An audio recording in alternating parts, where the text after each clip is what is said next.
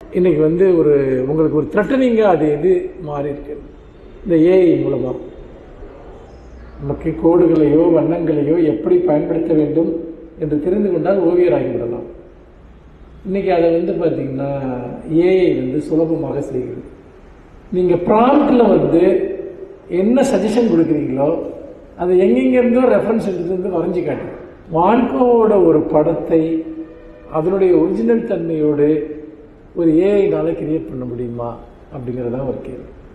தனித்துவத்தோடு own விஷனோடு செயல்படக்கூடிய கலைஞர்கள் தான் இனிமேல் இங்கு இருக்க முடியும் என்கிற நிலை உருவாகி இருக்கு.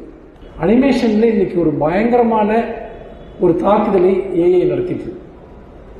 நீங்க ஒரு மாசக்கணக்கில் பண்ண வேண்டிய ஒரு வேலையை அது பார்த்தீங்கன்னா ஒரு அரை மணி நேரத்தை செஞ்சு முடிச்சிருக்கு.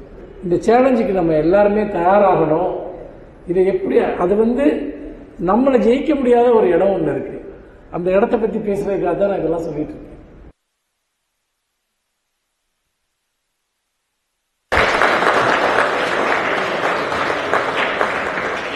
இறுதியாண்டு பதிவு ஓவியக்கலை மாணவர் ஹரிஷ்குமார் அவர் இன்று ஒரு ஒன்மேன் ஷோ வைத்திருக்கிறார்.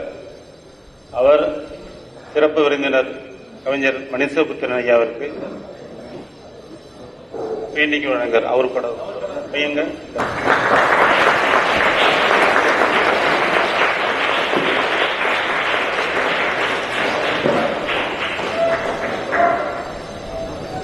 கல்லூரி சார்பாக நமது முதல்வர் அவர்கள் இந்த வண்ண ஓவியத்தை வழங்குகின்றார்.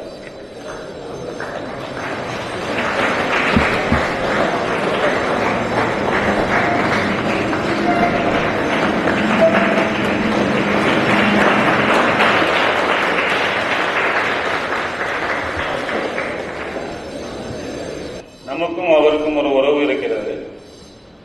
அதை நான் உங்களுக்கு அறிமுகமாக சொல்லலாம் என்று இருக்கிறேன். கலைகளோடு உரையாடல், இது மூன்றாவது நிகழ்வு. முதல் நிகழ்வில் திரு ஒளிப்பதிவாளர் செயன் வந்து ஒரு பெரிய வகுப்பு எடுத்து சென்றிருக்கிறார். அடுத்த அமர்வில் திரு பவா தளத்திரி வந்திருக்கிறார். மூன்றாவதாக கவிஞர் வந்திருக்கிறார். 3 என்பது எப்போதுமே முக்கணிகள் போல, முதலில் சொன்னவர் மா என்றால் பலா 2வது 3வது வாழை. இவர் நிறைய வேற வாழை மாதிரி வாழ வைத்துக் கொண்டிருக்கிறார். எப்பொழுது பார்த்தாலும் அவர்களோடு 10 மாணவர்களோடு தான் பார்த்துக் கொண்டிருக்கிறேன். எப்பொழுது பார்த்தாலும் அந்த அளவு மாணவர்களோடு அவளுக்கு நல்வாழ்வுக்கு வழி செய்யக்கூடிய வகையில் உள்ளவர்தான் கவிஞர் மணிசபுத்திரன் ஐயா அவர்கள். அவருக்கு நமக்கும் என்ன உறவு இருக்கிறது என்றால், கலை அப்படின்னு ஒரு PhD தீசிஸ்ல நான் எழுதுறதை உங்களுக்கு சொல்றேன். எது ஒன்று உங்களை மெய்மறக்க செய்து அந்த பொழுதோடு கரைத்து விடுகிறதோ அதுவே கலை என்று சொல்லலாம். ஒன்று என்பது ஒன்றிருத்தல். ஒன்றிருத்தல் என்றால் ஒன்று எண்ணிக்கை இல்லை. சாதாரணமாக ஒன்றிருத்தல் என்றால் நமது உணவுப் பொருளான இட்லி என்று ஒன்று இருக்கிறது. அது கோதுமை, அரிசி, உளுந்து, வெப்பம், ஈரம், காற்று இதெல்லாம் சேர்ந்துதான் இட்லியாக இருக்கிறது. அதே மாதிரி நீங்கள் ஏதேனும் ஒரு சுவையில் நீங்கள் உங்களை மெய் மறந்திருக்கலாம். ஏதோ ஒரு காட்சியில், ஏதேனும் ஒரு நிகழ்வில் அந்த பொழுதோடு நீங்கள் உங்களை மறந்திருக்கலாம். ஏதேனும் இசை கேட்டு நீங்கள் உங்களை மறந்திருக்கலாம். எது ஒன்று உங்களை மெய்மறக்க செய்கிறதோ அதுவே கலை என்று சொல்லலாம். அதுக்கான விவரம் இதுதான். கலை என்பது ஆடற்கலை, பாடற்கலை, ஓவியக்கலை, சிற்பக்கலை, பேச்சுக்கலை, எழுத்துக்கலை, சமையற்கலை எல்லாம் வரிசையாக இருந்து கொண்டு இருக்கிறது. பேச்சுக்கலையிலும் எழுத்துக்கலையிலும் சிறந்து விளங்கும் ஐயா கவிஞர் மணிசபுத்திரன் ஐயா அவர்கள் உங்களுக்கு அவருடைய அனுபவங்களையும் நம்மளுக்கு பாடம் எடுப்பது போலதான் நான் முக்கியமாக அவரை அழைத்திருக்கிறேன். ஏனென்றால் அவர் உயிர்மை பதிப்பகம் என்று ஒன்று வைத்திருக்கிறார். நிறைய பதிப்புகள் நடக்குது. அவர்கிட்ட நான் சொன்ன தலைப்பு பதிப்பு தான் சொல்லியிருந்தேன். சார் கலைகளின் கண்கள் அப்படின்னு சொல்லும்போது இன்னும் ஆக்டா இருந்துச்சு. அது சார் கொடுத்த தலைப்பில் தான் சார் பேச வந்திருக்காங்க. அதனால நீங்க நிறைய பேர் நம்ம முக்கியமா இந்த நிகழ்வு உங்களை மேம்படுத்திக் கொள்வதற்கான முயற்சி தான் இது. இது ஒரு தொடர் நிகழ்வு. உங்களை மேம்படுத்தி நீங்க அடுத்த நிலைக்கு போவதற்காகத்தான் இந்த நிகழ்வு நடக்கிறதே ஒழிய மற்றபடி என்பதற்காக இல்லை. மாணவர்கள் இந்த உரை முடிந்தவுடன் நீங்கள் அதை நீங்க கேள்வி கேட்டு உங்கள் அறிவை பட்டத்திட்டுக் கொள்ளும் நான் கேட்கிறேன். சாரோட கவிதையை பத்தி நிறைய பேசலாம். போன பேஸ்புக்ல கூட தீஜாவோட யமுனா வீடை பத்தி அதுல ஒரு வரி ரொம்ப பிடிச்சிருந்தது. அடைய முடியாததெல்லாம் அமரத்துவம் ஆயிடுச்சுங்க அப்படின்னு அந்த வரி ரொம்ப வரிசையா ரொம்ப இவருடைய கருத்துக்கள் எல்லாமே போனதுக்கு எழுதி வச்சுட்டு வரல, எனக்கு எழுதி வச்சுருந்துங்க. அப்புறம் இந்த பேச்சு எழுத்து போட்டியில சிறந்தது இப்ப சாரோட ஒரு கவிதையை அப்படியே நாம காப்பி பண்ணா அது பேர் காப்பி. ஆனா ஒரு ஓல்டு மாஸ்டர்ஸ் பெயிண்டிங் பார்த்து அப்படியே காப்பி பண்ணா அது காப்பின்னு சொல்றது இல்லை. அது ஸ்கில் மட்டும்தான். அது ரெண்டு விஷயம் இருக்கு. ஒன்னு ஸ்கில் இருக்கு, இன்னொன்னு கிரியேட்டிவிட்டி இருக்கு. உதாரணமா ஸ்கில் அப்படின்னா ஒரு பேனா இருக்கு அப்படின்னா அது அப்படியே அது 3Dயாவோ 2Dயாவோ நம்ம பண்ணலாம். அது ஸ்கில் ஓகே. ஆனா அதே பேனாவோட பயன்பாடு என்ன? எங்கேருந்து இந்த பேனாவை பயன்படுத்திட்டு இருக்காங்க? எழுத்தாணிலேருந்து அல்லது அதுக்கு முன்னாடி மையிலேருந்து எடுத்து வரிசையா இப்ப டேப் அந்த அளவுக்கு பேனா போயிடுச்சு. இப்ப கிரியேட்டிவிட்டிங்கிறது நம்மளுக்கு ஒரு விஷயத்தை காப்பி பண்றதுனால இல்லை. அதனாலதான் சார் கிரியேட்டிவிட்டி பத்தி கலையின் கண்கள் அப்படின்னு பேசுறவங்களுக்கு வந்திருக்கிறார். சாரோட கவிதையில நிறைய கவிதை பிடிக்கும்.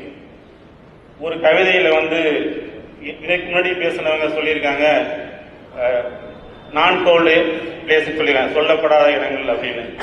செயின் சார் சொல்லும்போது கூட சொல்லப்படாத இடம் கூட ஒரு கதையில் செய்யுதுன்னு சொல்லியிருக்காரு. அதே மாதிரி பவா சார் சொல்லும்போது கூட ஒரு இடத்துல சொல்லப்படாத இடங்கள் சொல்லியிருக்காரு. சார் ஒரு கவிதையை படிக்கிறேன். தடயம்னு ஒரு கவிதை. அங்கே ஒரு பெரிய கலவரம், அப்போதுதான் ஓய்ந்தது என்றார்கள். காலி மைதானம் என்றும் செருப்புகள் சிதறி கிடந்தன. எனக்கு வேறொன்றையும் பார்க்க வேண்டியதில்லை. இது ஒரு ஓவியருக்கோ ஒரு சிற்பிக்கோ இந்த ஒரு கவிதை கூட ஒரு கருவா உருவாகி உங்க விஷயத்தை பதிவு பண்ண முடியும். ஓவியம், சிற்பம் எல்லாமே ஒரு தகவல் தொடர்பு சாதனம் தான். நீங்க உங்களுடைய எண்ணங்களை பிரதிபலிக்க நிச்சயம் இத மாதிரி கவிதைகளும் வாசிப்பும் இருந்தால் நீங்க அடுத்த நிலைக்கு மேம்படலாம் என்பதற்காகத்தான் இது மாதிரி இவ்வளவு நடத்தப்படுகின்றது. இன்னொரு கவிதையோடு சாரை நான் பண்ணிக்கிறேன். நம்ம ஏதோ சந்தோஷமா இருந்தா ஒரு கவிதை படித்தா சந்தோஷமா இருக்கும். வருத்தம் இருந்தா இது ஒரு வருத்தமா கனெக்ட் ஆகும் நம்மளுக்கு. சாரை எனக்கு ரொம்ப கிட்டத்தட்ட 10-15 வருஷமா தெரியும். இப்பதான் ஒரு வருஷமா அவர்கிட்ட பேசியிருக்கேன். திருக்குறளுக்காக நம்ம போன ஸ்டூடெண்ட்ஸ் ரொம்ப அவர் நம்மளுக்கு ஹெல்ப் பண்ணியிருக்காரு. அவரு நீங்க ஹெல்ப் பண்ணா சொல்றாங்க, நமக்கு அவர் ஹெல்ப் பண்ணியிருக்காரு. அதை பத்தி சார் கொஞ்சம் விரிவா சொல்றாரு. சமீபத்தில் நடந்த நிகழ்வோட எனக்கு கோயின்சைட் ஆகுது. இது உங்களுக்கு ஒரு காட்சி படிமமாவே இருக்கும். வார்த்தைகள் வடிவம் தருவதுதான் கலைன்னு சொல்லுவாங்க. சார் வார்த்தைகள் சொல்வாரு, நம்ம வடிவமாக்கிட்டு இருக்கோம். அந்த வகையில இந்த கவிதை எனக்கு ரொம்ப ஆப்டா நேற்று தோணுச்சு. நேற்று ரொம்ப நாளைக்கு இந்த புக்கை எடுத்து நான் ரெஃபர் பண்ணேன். நேற்று நடந்த நிகழ்வு வச்சு நன்றா ஒரு பெரிய அவமானத்திற்கு பிறகு அப்படிங்கிற கவிதை அது. இந்த கவிதை படிச்சீங்கன்னா உங்களுக்கு தெரியும். அந்த உணர்வு வரும். உணர்வு தான் கடத்துறாரு அவர். உணர்வை பதிவு பண்றதுதான் ஒர்க் ஆஃப் ஆர்ட். நன்றாக குளிக்க வேண்டும். வெந்நீராக இருந்தால் மிகவும் நல்லது. இருப்பதிலேயே நல்ல அதிகம் பயன்படுத்தாத தெம்பூட்டும் ஆடையை அணியலாம். தெருவில் இறங்கி நடக்கும்போது அடிக்கடி திரும்பி பார்க்க வேண்டியதில்லை. அதிக இறுக்கம், அதிக இணக்கம் இரண்டுமே நம்மை காட்டிக் கொடுத்துவிடும். குழந்தைகளை இயல்பாக கொஞ்ச வேண்டும். மர்மமாக புன்னகைப்பவர்கள், கேட்காமலேயே நம் கனிவை வழங்குபவர்கள், செயற்கையாக பேச்சை மாற்றுபவர்கள் எல்லோரும் நாகரிகமாக வணங்கலாம். சாதுரியமாக விரைவாக தப்பிச் சென்று விட வேண்டும். நாம் மதிக்கப்படும் ஒவ்வொரு இடத்தில் இருந்தும். தனித்த அறையில் ஒன்றில் மனம் கசந்து அழும்போது கதவு தட்டும் ஓசை கேட்டு கண்களை துடைத்துக் கொள்ள வேண்டும். எல்லையற்றது இந்த உலகின் தீமை. எல்லையற்றது இந்த உலகின் கருணை. இந்த கவிதையை நீங்க உணர்வுபூர்வமா உணர்ந்தீங்கன்னா இதுதான் காட்சிப்படுத்தணும், வார்த்தைகள் தான் வடிவம் கொடுக்கணும். நான் ஒரு அறிமுகப்படுத்த நானே நிறைய நேரம் எடுத்துக்கிறேன். சாரி இப்பொழுது உங்களுக்கு இந்த கலைகளின் கண்களில் பற்றி உரையாற்றுவார். நண்பர்கள் அனைவருக்கும் இனிய பிற்பகல் வணக்கங்கள். உங்களை எல்லாம் இன்னைக்கு பார்க்கறது ரொம்ப மகிழ்ச்சி. பல வருடங்களுக்கு பிறகு இந்த கல்லூரிக்கு வருவதற்கான ஒரு வாய்ப்பு கிடைத்திருக்கிறது. அதற்காக நம்முடைய கல்லூரியின் முதல்வர் அவர்களுக்கும் என்னுடைய நண்பர் வில்வநாதன் மற்றும் என்னை இங்கு அழைத்திருந்த அமுதன் உள்ளிட்ட அனைத்து நண்பர்களுக்கும் என்னுடைய நன்றியை நான் தெரிவித்துக் கொள்கிறேன். கலையின் கண்கள் இப்படி ஒரு தலைப்பை இதை பற்றியெல்லாம் நான் பேசுவதற்கு முன்பாக உங்களிடம் ஒரு விஷயத்தை, அதாவது உங்களுக்கெல்லாம் உங்களை போன்று நுண்கலைகளை பயிலக்கூடிய கவின்கலைகளை பயிலக்கூடிய மாணவர்களுக்கு ஒரு மிகப்பெரிய சவால் இன்றைக்கு எழுந்திருக்கிறது. வரலாற்றில் இதுவரைக்கும் இல்லாத சவால். அது என்னன்னு யாருக்காவது தெரியுமா? என்ன சேலஞ்சு? உங்களுக்கு ஒரு பெரிய சேலஞ்சு வந்திருக்கு. நம்ம ஒரு விஷயத்தை ஜெயிக்கணும்னா நம்ம முன்னாடி என்ன சேலஞ்சு வந்திருக்கு? ஒரு தொழில்நுட்பம் சார்ந்த ஒரு சேலஞ்சு வந்திருக்கு. ஏஐ உங்களுக்கு ஒரு சேலஞ்சாக மாறி இருக்கு.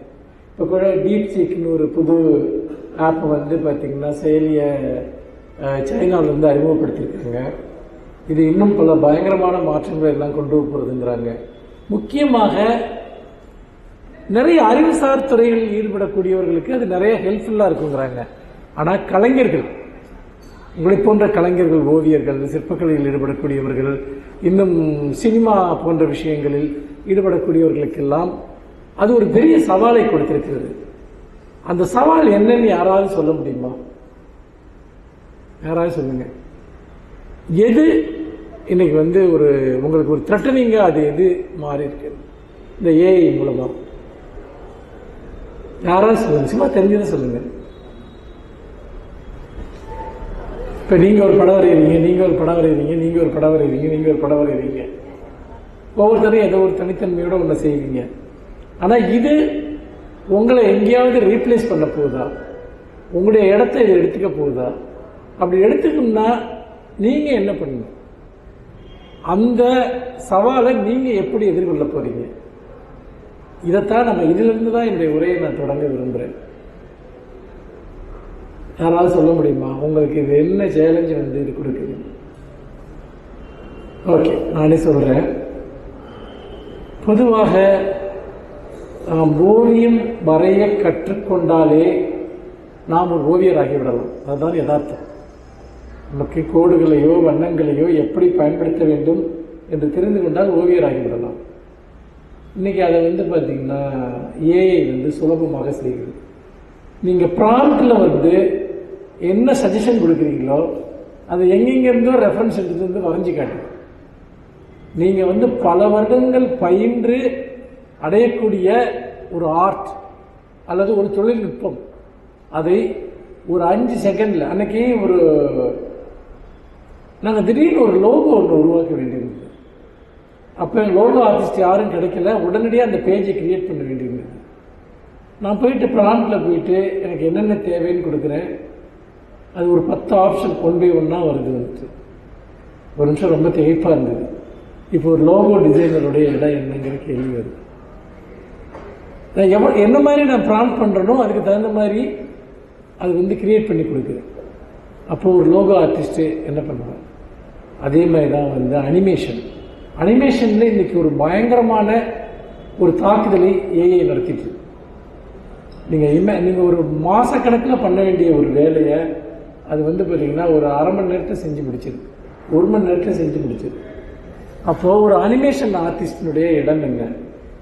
இதை நான் உங்களை டிஸ்கரேஜ் பண்ணுறதுக்காக நான் சொல்லலை. இந்த சேலஞ்சுக்கு நம்ம எல்லாருமே தயாராகணும். இதை எப்படி அது நம்மளை ஜெயிக்க முடியாத ஒரு இடம் ஒன்று இருக்குது. அந்த இடத்த பற்றி பேசுகிறதுக்காக தான் நான் இதெல்லாம் சொல்லிட்டு இருக்கேன். ஒரு ஸ்கில்லுங்கிற இடத்துல இன்னைக்கு பார்த்தீங்கன்னா ஏஐ வந்துருச்சு. உங்களுடைய ஸ்கில்லை தாண்டி வேற ஏதோ ஒன்று உங்களுக்கு தேவைப்படுது. அது என்னது அப்படிங்கிறதா இப்போ நம்ம பேச போகிறோம். ஏன்னா ஓவியம் வரையக்கூடிய ஒரு ஸ்கில், ஒரு படத்தை உருவாக்கக்கூடிய ஒரு ஸ்கில், அந்த ஸ்கில்லுக்கு இன்னைக்கு சுலபமாக ஆல்டர்னேட்டிவ் வந்துருச்சு. நானும் உங்களுக்கு தெரியும் ஓவியர் ட்ராஸ்கி மருதும் இதை பற்றி பல மணி நேரம் உரையாடி இருக்கிறோம். நம்முடைய நுண்கடைகளுடைய இடம் என்னவாக மாறப்போகிறது என்று. அப்படி பார்க்குறப்போ இப்போ திரும்ப வருவோம். நம்ம கொடுக்குற ப்ராம்ப்ட் படி அது ஒரு படத்தை வரைஞ்சிரும், ஒரு அனிமேஷனை கிரியேட் பண்ணிடும், எல்லாமே பண்ணிடும்.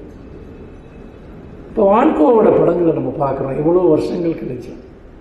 வான்கோவோட ஒரு படத்தை அதனுடைய ஒரிஜினல் தன்மையோடு ஒரு ஏஐனால கிரியேட் பண்ண முடியுமா அப்படிங்கிறதா ஒரு கேள்வி. முடியுமா? ஏன் முடியாது? ஏன் அந்த பகுதி ஏஐக்கு இல்லைன்னு நம்ம நினைக்கிறோம் அப்படின்னா அதுக்கு பின்னாடி வேற ஒன்று இருக்கு. அதுதான் விஷன். அதாவது ஒரு காலத்தை, ஒரு இடத்தை, ஒரு உணர்வை எப்படி ஒரு கலைஞன் தன்னுடைய சொந்த விஷன், சொந்த பார்வையால் உருவாக்குகிறான் என்பதுதான் வான்கோவினுடைய பெயிண்டிங்கினுடைய அடிப்படையான விஷயம். அப்போ வான்கோவை பின்பற்றி நிறைய ஓவியர்கள் உருவானார்கள். ஆனால் வான்கோவினுடைய இடத்தை பலர் அடைய முடியவில்லை. அப்புறம் வெவ்வேறு விதமான பெயிண்டிங்ஸ், வெவ்வேறு விதமான ஓவிய முறைமைகள் இதெல்லாமே தோன்றின. ஆனால் தனித்துவத்தோடு ஓன் விஷனோடு செயல்படக்கூடிய கலைஞர்கள் தான் இனிமேல் இங்கு இருக்க முடியும் என்கிற நிலை உருவாகி இருக்கு. நீங்கள் இதை புரிந்து கொள்ள வேண்டும். உங்களுடைய சொந்த பார்வை, தனித்துவமான உங்களுடைய சொந்த நோக்கு, இன்னும் சொல்ல போனால் ஒரு மெஷினுக்கு கொடுக்கக்கூடிய தகவல்களின் அடிப்படையில், ஒரு செயலிக்கு கொடுக்கக்கூடிய தகவல்களின் அடிப்படையில் அது வரையக்கூடிய படங்களை விட உங்களுடைய சொந்த வாழ்க்கை பார்வை, சொந்த சிந்தனை, உங்களுடைய சொந்த உணர்வுகள், இன்னும் சொல்ல போனால் தனித்துவமான கலையாற்றல். இந்த கலையாற்றலை யார் உருவாக்கி கொடுக்கிறார்களோ அவர்களை எந்த ஏஐயும் ஜெயிக்க முடியாது. அப்போ நம்ம என்னன்னா, நம்ம ஒரு ரேண்டம் ஆர்டிஸ்டா நம்ம இருக்க போறோமா, இல்லை ஒரு தனித்துவமான கலைஞராக நம்மளை வளர்த்துக்க போறோமாங்கிறது தான் நம்மளுடைய ஒட்டுமொத்த சவால் இருக்கு. இன்னும் சொல்ல போனா ஏஐக்கு இந்த கீழே நம்ம வேலை செய்ய போறோமா, ஏஐ நம்ம வேலை வாங்க போறோமா அப்படிங்கிறது தான் அதனுடைய பொருள். ஏஐ நமக்கு பயன்படும், பல விஷயங்களை கிரியேட் பண்ண பயன்படும். ஆனால் நீங்கள் செய்யக்கூடிய ஒன்றை இன்னொருத்தர் ஈஸியாக டூப்ளிகேட் பண்ண முடியும்னா அது கலை ஆகாது. நீங்கள் ஈஸியாக ஒரு டூப்ளிகேட் ஒருத்தர் பண்ணிட முடியும், ஒரு ஆப் பண்ணிடும், இல்லை இன்னொருத்தர் பண்ணிடுவார்னா நீங்கள் ரொம்ப ஈஸியாக ரீப்ளேஸ் பண்ணப்பட்டிருக்கீங்க. இந்த இடத்தில் தான் ஸ்கில் மட்டும் நமக்கு போதாது. வரையக்கூடிய ஸ்கில் அல்லது ஒரு ஓவியத்தை நீங்கள் ஒரு சிற்பத்தை செதுக்கக்கூடிய ஒரு ஸ்கில் அல்லது ஒரு அனிமேஷனை உருவாக்கக்கூடிய அந்த சாஃப்ட்வேர் நமக்கு தெரிஞ்சிருக்குது, போதுமானா போதாது. அதெல்லாம் செய்ய இப்போ ஆல்டர்னேட்டிவ் வந்தாச்சு. நீ என்ன பண்ண போற? இதுதான் வரலாறு உங்கள் முன்னால் வைத்திருக்கக்கூடிய கேள்வி. நீங்க ஒரு ஆர்டினரி ஒரு ஆர்டிஸ்டா இருக்கலாம்னா ஏதாவது ஒரு வேலை கிடைக்கும், எங்கேயாவது போய் ஒர்க் பண்ணலாம். பட் நம்முடைய நோக்கம் அது இல்லை, நம்முடைய நோக்கம் அது கிடையாது. அப்ப பார்க்குறப்போ இந்த விஷனை எது உருவாக்கும்? இதுதான் முக்கியமான கேள்வி. இங்கே உங்களுக்கு படம் வரைய கற்றுக் கொடுப்பாங்க, அஃப்கோர்ஸ். இன்னும் சில இடங்களில் உங்களுக்கு ஒரு சிற்பம் செய்யறதுக்கு கற்றுக் கொடுப்பாங்க. இங்கே அதெல்லாம் ஸ்கில். ஆனால் விஷன், சிந்தனை, பார்வை, இதை எங்கிருந்து நாம் பெறுவது? இந்த இடத்தில் தான் உங்களுக்கு பல்வேறு கலைகளினுடைய ஒரு ஃபியூஷனாக, ஒரு இணைப்பாக நீங்கள் மாற வேண்டியிருக்கிறது. நான் 2 தளங்களில் என்னுடைய உரையை வைத்துக் கொள்ள விரும்புகிறேன். ஒன்று, எதெல்லாம் சேர்ந்து உங்களுக்கு ஒரு தனித்துவமான கலைப்பார்வையை உருவாக்கும் அல்லது நீங்கள் உருவாக்குகிற கலையை அது தனித்துவமாக்கும் என்பது ஒரு விஷயம். இன்னொன்று, எது ஒன்றை கலைப்படைப்பாக மாற்றுகிறது, இது 2வது விஷயம். இந்த 2 விஷயம் பற்றி தான் நான் பேச போறேன். முதல் விஷயம் உங்களுக்கு தேவையான இந்த ஆழமான வாழ்க்கை பார்வையை நீங்கள் எங்கிருந்து பெற முடியும் என்றால், அதை உங்களுக்கு தருவது வெறும் உங்கள்கிட்ட இருக்கக்கூடிய வரையக்கூடிய அல்லது வேறு ஒரு கலை சார்ந்த திறமைகள் மட்டும் கிடையாது. உங்களுக்கு எந்த அளவிற்கு தத்துவம் தெரியும், உங்களுக்கு எந்த அளவிற்கு இலக்கியம் தெரியும், உங்களுக்கு எந்த அளவிற்கு இசை தெரியும், உங்களுக்கு எந்த அளவிற்கு அரசியல் தெரியும், உங்களுக்கு எந்த அளவிற்கு சமூக பிரச்சனைகள் தெரியும், உங்களுக்கு எந்த அளவிற்கு கலைகளினுடைய வரலாறு தெரியும். இதெல்லாம் சேர்ந்துதான் உங்களை ஒரு தனித்துவமான கலைஞராக மாற்றும். வெறுமனே அந்த துறை சார்ந்த பயிற்சி மட்டும் அல்ல. இதை நான் சொல்வதற்கு காரணம் என்னவென்றால், இப்போ உதாரணத்துக்கு ஒரு ஓவியம் வரையக்கூடிய ஒருத்தருக்கு ஏன் மியூசிக் தெரியணும்? இப்படி சொன்னால் உங்களுக்கு அபத்தமாக இருக்கும் இல்லையா? ஏன் உங்களுக்கு பார்த்தீங்கன்னா மியூசிக் தெரியணும்? அப்போ இன்னொரு கேள்வியை நம்ம கேட்டுப்போம். ஓவியம் வரையக்கூடிய ஒருவருக்கு ஏன் கவிதை தெரியும்? ஓவியம் வரையக்கூடிய ஒருத்தருக்கு எதுக்கு சினிமா நிறையா, உலகத்தின் மிகச்சிறந்த திரைப்படங்களை நம்ம ஏன் பார்க்கணும்? மியூசிக், சினிமா, கவிதை, ஏன் நாவல் படிக்கணும்? இப்போ மோகமுல்ல வர்ற யமுனா புத்தினுடைய கவிதையை அவர் வில்வநாதன் குறிப்பிட்டார்.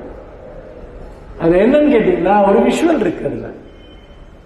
அந்த மோகமுல் நாவல் நீங்கள் யாரும் படிச்சிருக்கீங்களான்னு எனக்கு தெரியல. தமிழில் மிகவும் புகழ்பெற்ற ஒரு நாவல். இந்த நாவலோட கதையை சொல்ல போறதில்லை, முடிஞ்சா நீங்க யாராவது அதை படிங்க. ஒரு பெண்ணின் மேல் கொண்ட ஒரு தீராத விருப்பம், அதுதான் அந்த நாவலுடைய மையம்.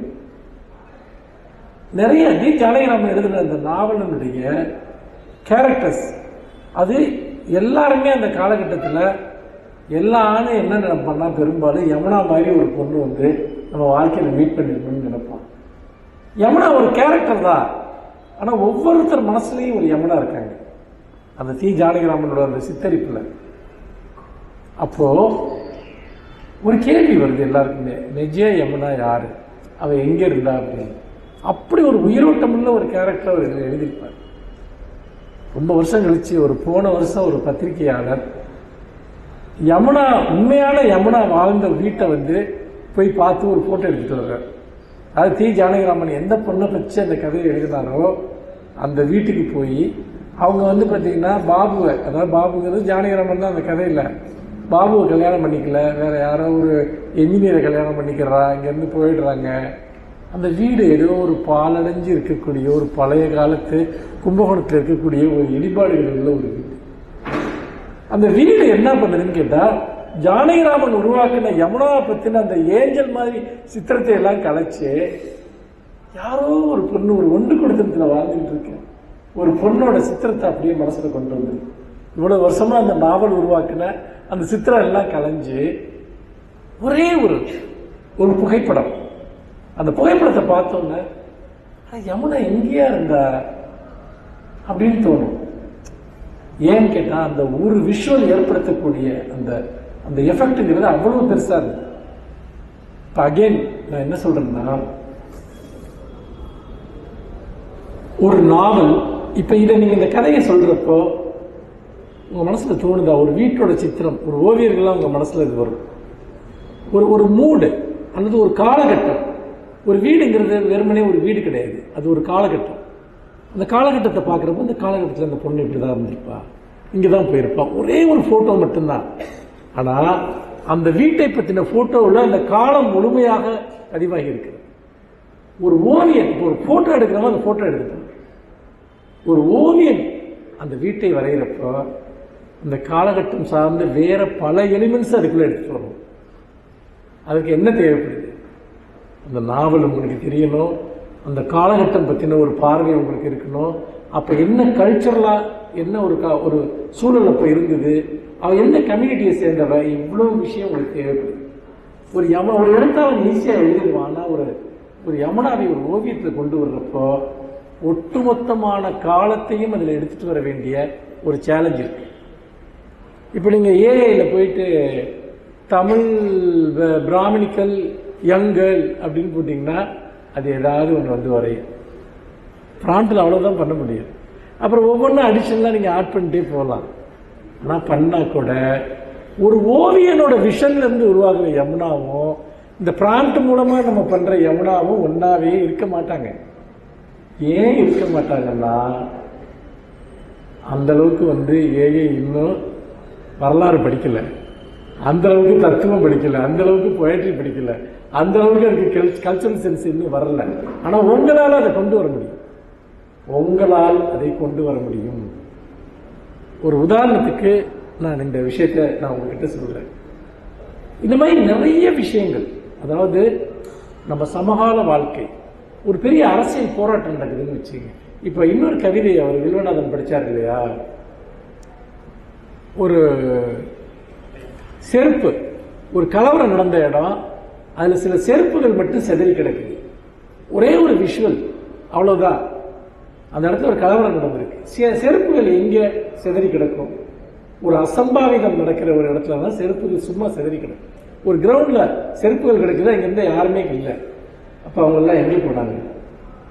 ஹிட்லரோட ஆஸ்ட்ரிச் முகாம் பற்றி நீங்கள் கேள்விப்பட்டிருக்கீங்களா? அதாவது நிறைய கிட்டத்தட்ட 5 லட்சம் யூதர்களை வந்து ஹிட்லர் கொலை பண்ணாங்க.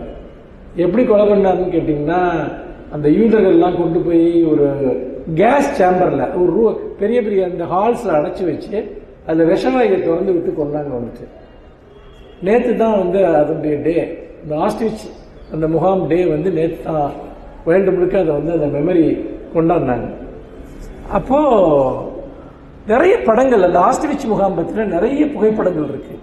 அந்த கைதிகள்லாம் அடைச்சி வைக்கப்பட்டிருக்க இடங்கள், அப்புறம் வந்து அவங்க துன்புறுத்தப்படுறது, ட்ரெஸ் இல்லாமல் வைக்கப்பட்டிருப்பாங்க, அவங்க கொல்லப்பட்டு கிடக்கிறது, இது எல்லாமே நிறைய புகைப்படங்கள் இருக்குது, வரலாற்று ஆவணங்கள் இருக்குது, நிறைய எழுதியிருக்காங்க அதை பற்றி.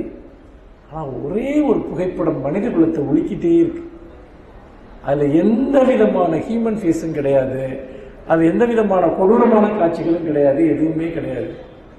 ஒரு இடத்துல குழந்தைகளோட செருப்புகள் ஒரு பெரிய ஒரு அளவுக்கு அப்படியே குவிஞ்சு வைக்கப்பட்டிருக்கு. எல்லாமே சின்ன குழந்தைகளுடைய செப்பல்ஸ். ஏன் ஒரு இடத்துல இவ்வளவு சின்ன குழந்தைகளுடைய செப்பல்ஸ் குவிச்சு வைக்கப்பட்டிருக்கு? ஒரு போட்டோகிராஃபி. அந்த குழந்தைகள் எல்லாருமே கேஸ் சேம்பர்ல வச்சு கொல்லப்பட்டவங்க. ஒரே ஒரு விஷுவல், அதை பெயிண்டிங்கா நிறைய பேர் பண்ணியிருக்காங்க. உலகத்தை தொடர்ந்து உருக்கி கொண்டிருக்கக்கூடிய ஒரு காட்சி. இந்த காட்சியை ஒருபோது உருவாக்க முடியும். நான் ஒரு கவிதை எழுதியிருக்கேன், கால்களின் ஆல்பம்னு ஒரு கவிதை எழுதியிருக்கேன். அதாவது ஒருத்தன் வந்து பார்த்தீங்கன்னா நிறைய கால்களை மட்டும் பார்த்துட்டே இருக்கான். சில பேர் நீளமாக அவங்களுடைய கால்களை வச்சுட்டு இருப்பாங்க, சில பேருடைய கால்களில் வந்து பார்த்தீங்கன்னா வந்து சில சின்ன சின்ன சிதைவுகள் இருக்கும். இப்படி நிறைய, அப்புறம் அவங்க தொழில் சார்ந்த இந்த கால்களுடைய தன்மைகள் மாறுபடும். என்னன்னு கேட்டோம்னா, முகங்கள் மட்டும் கிடையாது, நம்ம கால்கள் கூட, நம்ம சாதாரணமாக நம்ம கூர்ந்து கவனிக்காத அந்த கால்கள் கூட ஒருத்தருடைய கால்கள் மாதிரி இன்னொருத்தருடைய கால்கள் கிடையாது. அப்போ என்னன்னு கேட்டிங்கன்னா, இதையெல்லாம் நான் சொல்வதற்கு காரணம், நாம் மேலும் மேலும் பொத்தாம் பொதுவான படங்களையோ பொத்தாம் பொதுவான அல்லது கலைநுட்பங்களையோ கற்றுக்கொண்டால் நாம் இந்த தொழில்நுட்பத்தால் தோற்கடிக்கப்பட்டு விடுவோம். இந்த தொழில்நுட்பத்தை நம்ம ஜெயிக்கணும், இந்த ஏஐ நம்ம ஜெயிக்கணும்னா, நீங்கள் மிகப்பெரியவர்களுக்கு ஓன் விஷன், உங்களுடைய சொந்தமான தீவிரமான, எவரும் இதுவரை தீட்டியிராத, எவரும் இதுவரை காட்டியிராத காட்சிகளை நீங்கள் உருவாக்க வேண்டும். அதற்கு தேவை வாழ்க்கை பாதை. அது நாம் எந்த தத்துவத்தை சார்ந்திருக்கிறோம், எந்த அழகியலை சார்ந்திருக்கிறோம், நமக்கு என்னென்ன கலைகளோடு பரிச்சயம் இருக்கிறது. மியூசிக் வந்து நமக்கு நிறைய இன்னர் விஷுவல்ஸ் உருவாக்கும். டீப்பாக மியூசிக் கேட்குறவங்களுக்கு அது தெரியும். இன்னராக நமக்குள்ள நிறைய இமேஜினேஷன் வந்து மியூசிக் உருவாக்கும். இப்போ உதாரணமாக வந்து அதே மாதிரியே வந்து ஒரு கவிதை படிக்கிறப்போ நிறைய விஷுவல்ஸ் ஒரு கவிதையை உருவாக்கும். நீங்கள் அதை அப்படியே படம் வரைய போகிறது கிடையாது. ஆனால் நீங்கள் வேற ஒரு விஷுவலை வந்து நீங்கள் பார்க்குறப்போ அதை பற்றி திங்க் பண்ணுறதுக்கான ஒரு லாங்குவேஜை விஷுவல் மொழியான பொயட்ரி உங்களுக்கு கொடுக்கும். நம்ம எல்லாமே லாங்குவேஜ் வழியாக தானே முதல்ல அண்டர்ஸ்டாண்ட் பண்ணுறோம், விஷுவலை கூட. அப்போது ஒன்றை புரிந்து கொள்வதற்கு, ஒன்றை உள்வாங்கிக் கொள்வதற்கு நமக்கு லாங்குவேஜ் வேணும். அந்த லாங்குவேஜை விஷுவல் மொழி என்று சொல்லக்கூடிய கவிதை கொடுக்குது. இன்னொரு புறம் சினிமா, உலகத்தின் மிகச்சிறந்த திரைப்படங்களை நீங்கள் பாருங்கள், அதில் இருக்கக்கூடிய சில காட்சிகள், அந்த காட்சிகள் வந்து நமக்கு ஒரு பெரிய மூடு கிரியேட் பண்ணும். நம்ம அதை அப்படியே வரைய போகிறதில்லை, வேறொன்று வரைகிறதுக்கு அந்த காட்சிகள் இன்ஸ்பயர் ஆகும். அதனால தான் நீங்கள் நிறைய உலக திரைப்படங்களை பாருங்கள், நிறைய வந்து பார்த்தீங்கன்னா கவிதைகள் படிங்க, நாவல் படிங்கன்னு சொல்கிறதுக்கு காரணம் அதுதான். உதாரணமாக போக்குவெயில்னு ஒரு முன்னாடி வந்த ஒரு மலையாள படம் இருக்கு, போக்குவெயில்னு ஒரு படம். அந்த படத்தில் வந்து புகழ்பெற்ற கவிஞர் பாலச்சந்திரன் சொல்லிக்காடு அப்போ ரொம்ப சின்ன பையனாக இருக்கப்போ அந்த படத்தில் அவர் தான் ஹீரோ நடிச்சிருப்பார். அந்த படத்தோட கதை எல்லாமே, அதாவது அவங்க கூட படித்தவங்கெல்லாம் வேறு வேறு வேலை கிடைச்சி அப்படியே போயிடுவாங்க. இவன் மட்டும் அந்த ஊர்லேயே இருப்பான். ஒரு விஷுவல் வரும் அந்த படத்தில். அது என்னென்னா, ஒரு பெரிய கிரவுண்டு, அதில் அப்படியே இந்த இலை எதிர்காலம், இலைகள்லாம் உதிர்ந்து காற்று அந்த கிரவுண்ட் முழுக்க. அது ஒரு ஃபுட்பால் கிரவுண்டு. இப்போ இங்கே யாருமே ஃபுட்பால் விளையாட மாட்டாங்க, எல்லாருமே போயிட்டாங்க இங்கேருந்து. இவன் மட்டும் ஒரு மரத்தடியில் உட்காந்துருப்பான். அப்போது அந்த காய்ந்த இலைகள்லாம் அந்த கிரவுண்டில் அப்படியே காற்றுல அங்கேயும் இங்கேயும் உருண்டுக்கிட்டே இருக்கும். அவ்வளோதான். நீங்கள் சொன்னால் நம்புவீங்களா? என் வாழ்நாள் முழுக்க என் கவிதைகள் எழுதுகிற போதெல்லாம் சம்மந்தம் இல்லாமல் இந்த இமேஜ் எனக்கு ஞாபகம். ஒரு வெற்று மைதானம், அந்த வெற்று மைதானத்தில் ஒரு தனித்த இளைஞன், அவன் காற்றில் உதிர்ந்த காய்ந்த சருகுகளை பார்த்தபடி மௌனமாக அமர்ந்திருக்கிறான். என்னுடைய தனிமை சார்ந்த அத்தனை கவிதைகளுக்கும் அது ஒரு விஷுவலான ஒரு படிவமாக இருந்தது. எப்போ என்னுடைய யங் ஏஜில் பார்த்த ஒரு சினிமா, அந்த சினிமாவில் ஒரு விஷுவல். அந்த படத்தை ஏன் நான் இங்கே ரெஃபர் பண்ணுறேன்னா, நம்முடைய கலைகளுக்கான, நம்ம உருவாக்குற படைப்புகளுக்கான ஊற்றுக்கண்கள் எங்கெங்கே இருக்குன்னு நம்மளால சொல்லவே முடியாது. நம்ம பார்க்குற ஒரு காட்சி, கேள்விப்படுற ஒரு கதை, நம்ம கலந்துக்கிற ஒரு போராட்டம், அல்லது நம்ம பார்க்குற ஒரு சினிமா, நம்ம கேட்குற ஒரு மியூசிக், எல்லாமே எல்லாமே எல்லாமே பார்த்தீங்கன்னா நமக்குள்ள நமக்கான சொந்த விஷுவல்ஸ். வேறு எவராலும் அதை டூப்ளிகேட் பண்ண முடியாது, வேறு எவராலும் அதை வரைய முடியாது. ஒரு மனுஷனோ, ஒரு இன்னொரு ஆர்டிஸ்டோ, இல்லை ஒரு ஏஐ போன்ற ஒரு டூலோ வரைய முடியாத ஒன்றை நீங்கள் வரைய வேண்டும் என்று சொன்னால், உருவாக்க வேண்டும் என்று சொன்னால், ஒரு அனிமேஷனை நீங்கள் கிரியேட் பண்ணணும்னு சொன்னால், நீங்கள் எவராலும் காண முடியாத காட்சியை உங்கள் கண்கள் காண வேண்டும். எவராலும் காண முடியாத காட்சி எப்படி இருக்க முடியும்? இதுதான் என்னுடைய உரையினுடைய 2வது பகுதி. இப்போ இங்கே இருக்கு, இந்த ஹால் இருக்கு. இந்த ஹால் எல்லார் கண்ணுக்கும் ஒரே மாதிரி தான் தெரியும் இல்லையா? ஆனால் ஒரு கலைஞனோட கண்ணுக்கு மட்டும் அது இப்படி வேற மாதிரி தெரியும். எப்படி அந்த கலைஞனோட கண்களுக்கு அது வேற மாதிரி அந்த ஹால் எப்படி தெரியும்? வெளியே போறீங்க, ஒரு மரத்தை பார்க்குறீங்க, இந்த மரம் எல்லாருக்கும் பொதுவாக தான் இங்கே இருக்கு. ஆனால் ஒரு கலைஞனுக்கு மட்டும் அது ஏன் வேறு மாதிரி தெரிய வேண்டும்? நான் ஒரு தடவை எங்கேயோ ட்ராவல் பண்ணிட்டு இருந்தேன். ட்ராவல் பண்ணிட்டு இருக்கப்போ ஒரு இடத்துல ஒரு வீட்டு முன்னாடி ஒரு மரத்தை மேல் பகுதியை மட்டும் வெட்டியிருந்தாங்க. அது என்னன்னா, இப்போ சென்னை மாதிரி சிட்டியில் ஒரு விஷயம் பார்த்தீங்கன்னா, இந்த பறவை சத்தம் போட்டால் இங்கே மனுஷங்களுக்கு பிடிக்க மாட்டேங்குது. மரம் வளர்ந்து லேசாக வீட்டுக்குள்ளே அந்த கிளை வந்துச்சுன்னா மனுஷங்களுக்கு பிடிக்க மாட்டேங்குது. எனக்கு தெரிஞ்சு நிறைய வீடுகளில் மரங்கள் வெட்டப்படுவதை நான் தொடர்ந்து பார்த்துக்கிட்டே இருக்கேன். நான் ஒரு இடத்துல கேட்டேன், எதுக்கு இந்த மரம் நல்லா தானே இருக்குது, என் வெட்டுறீங்கன்னா? இல்லை சார், இந்த மரத்து மேலே பாம்பு ஏறி அந்த பாம்பு மொட்டை மாடிக்கு அது வழியாக அது கீழே வீட்டுக்குள்ளே வந்துடும்னு எங்களுக்கு ஒரு சந்தேகம், அதனால மரத்தை வெட்டுறோம். இந்த மாதிரிலாம் பார்த்தீங்கன்னா நிறைய இந்த நகரத்தில் இருக்கக்கூடிய மனிதர்கள் பலவிதமான பீதிகளில் வாழ்ந்து கொண்டிருக்கிறார்கள். அப்படிப்பட்ட ஒரு நிலையில் தான் நான் அந்த மரத்தை பார்க்குறேன். வீட்டு வாசலுக்கு ஒரு மரத்தை வெட்டியிருக்காங்க. எனக்கு அந்த காரில் ஒரு 5 செகண்ட் தான் அந்த காட்சி கண்ணில் பட்டிருக்கோம். அது எப்படி இருக்குன்னா, தலை வெட்டப்பட்ட ஒரு மனிதன் 2 கைகளையும் நீட்டிக்கொண்டு நிற்பது போன்று ஒரு அதிர்ச்சியை அந்த படம் ஏற்படுத்தியது. அந்த காட்சி ஏற்படுத்தியது. ஏன் எனக்கு அப்படி தோணுது? ஏன்னா, கவித்துவம் சார்ந்த படிமங்களை தொடர்ந்து யோசித்து படித்து எதை பார்த்தாலும் அதை வேறொன்றோடு இணைத்து பார்க்கிற ஒரு கேரக்டர் நமக்குள்ள வந்திருக்கு. கலை என்பதே அடிப்படையில் எந்த ஒன்றையும் அதுவாக பார்ப்பது அல்ல. அப்படி பார்த்தீங்கன்னா நீங்க கலைஞனே இல்லைன்னு அர்த்தம். அதாவது மற்றவர்களுக்கு தெரிகிற ஒன்று உங்கள் கண்களுக்கு தெரியக்கூடாது, அல்லது உங்கள் கண்களுக்கு தெரிகிற ஒன்று இன்னொருத்தருக்கு தெரியக்கூடாது. இது என்னடா வம்பா இருக்குன்னு நீங்க நினைக்கலாம். அதுக்கு ஒரு பொருள் இருக்கு. என்னன்னா, நம்ம மனம் ஒவ்வொன்றையும் வேறு வேறு பொருளோடு இணைத்து அர்த்தம் கொள்கிற போது, இணைத்து பார்க்கிற போது அங்கு ஒரு புதிய அர்த்தம் தோன்றுகிறது, ஒரு புதிய காட்சி தோன்றுகிறது. இப்போ மழை பெய்யுதுங்க, மழை பெய்யுது, எல்லாம் தரையெல்லாம் ஈரமாக இருக்கு, ஒரு குளுமை இருக்கிறது. இது ஒரு பொதுவான உண்மை.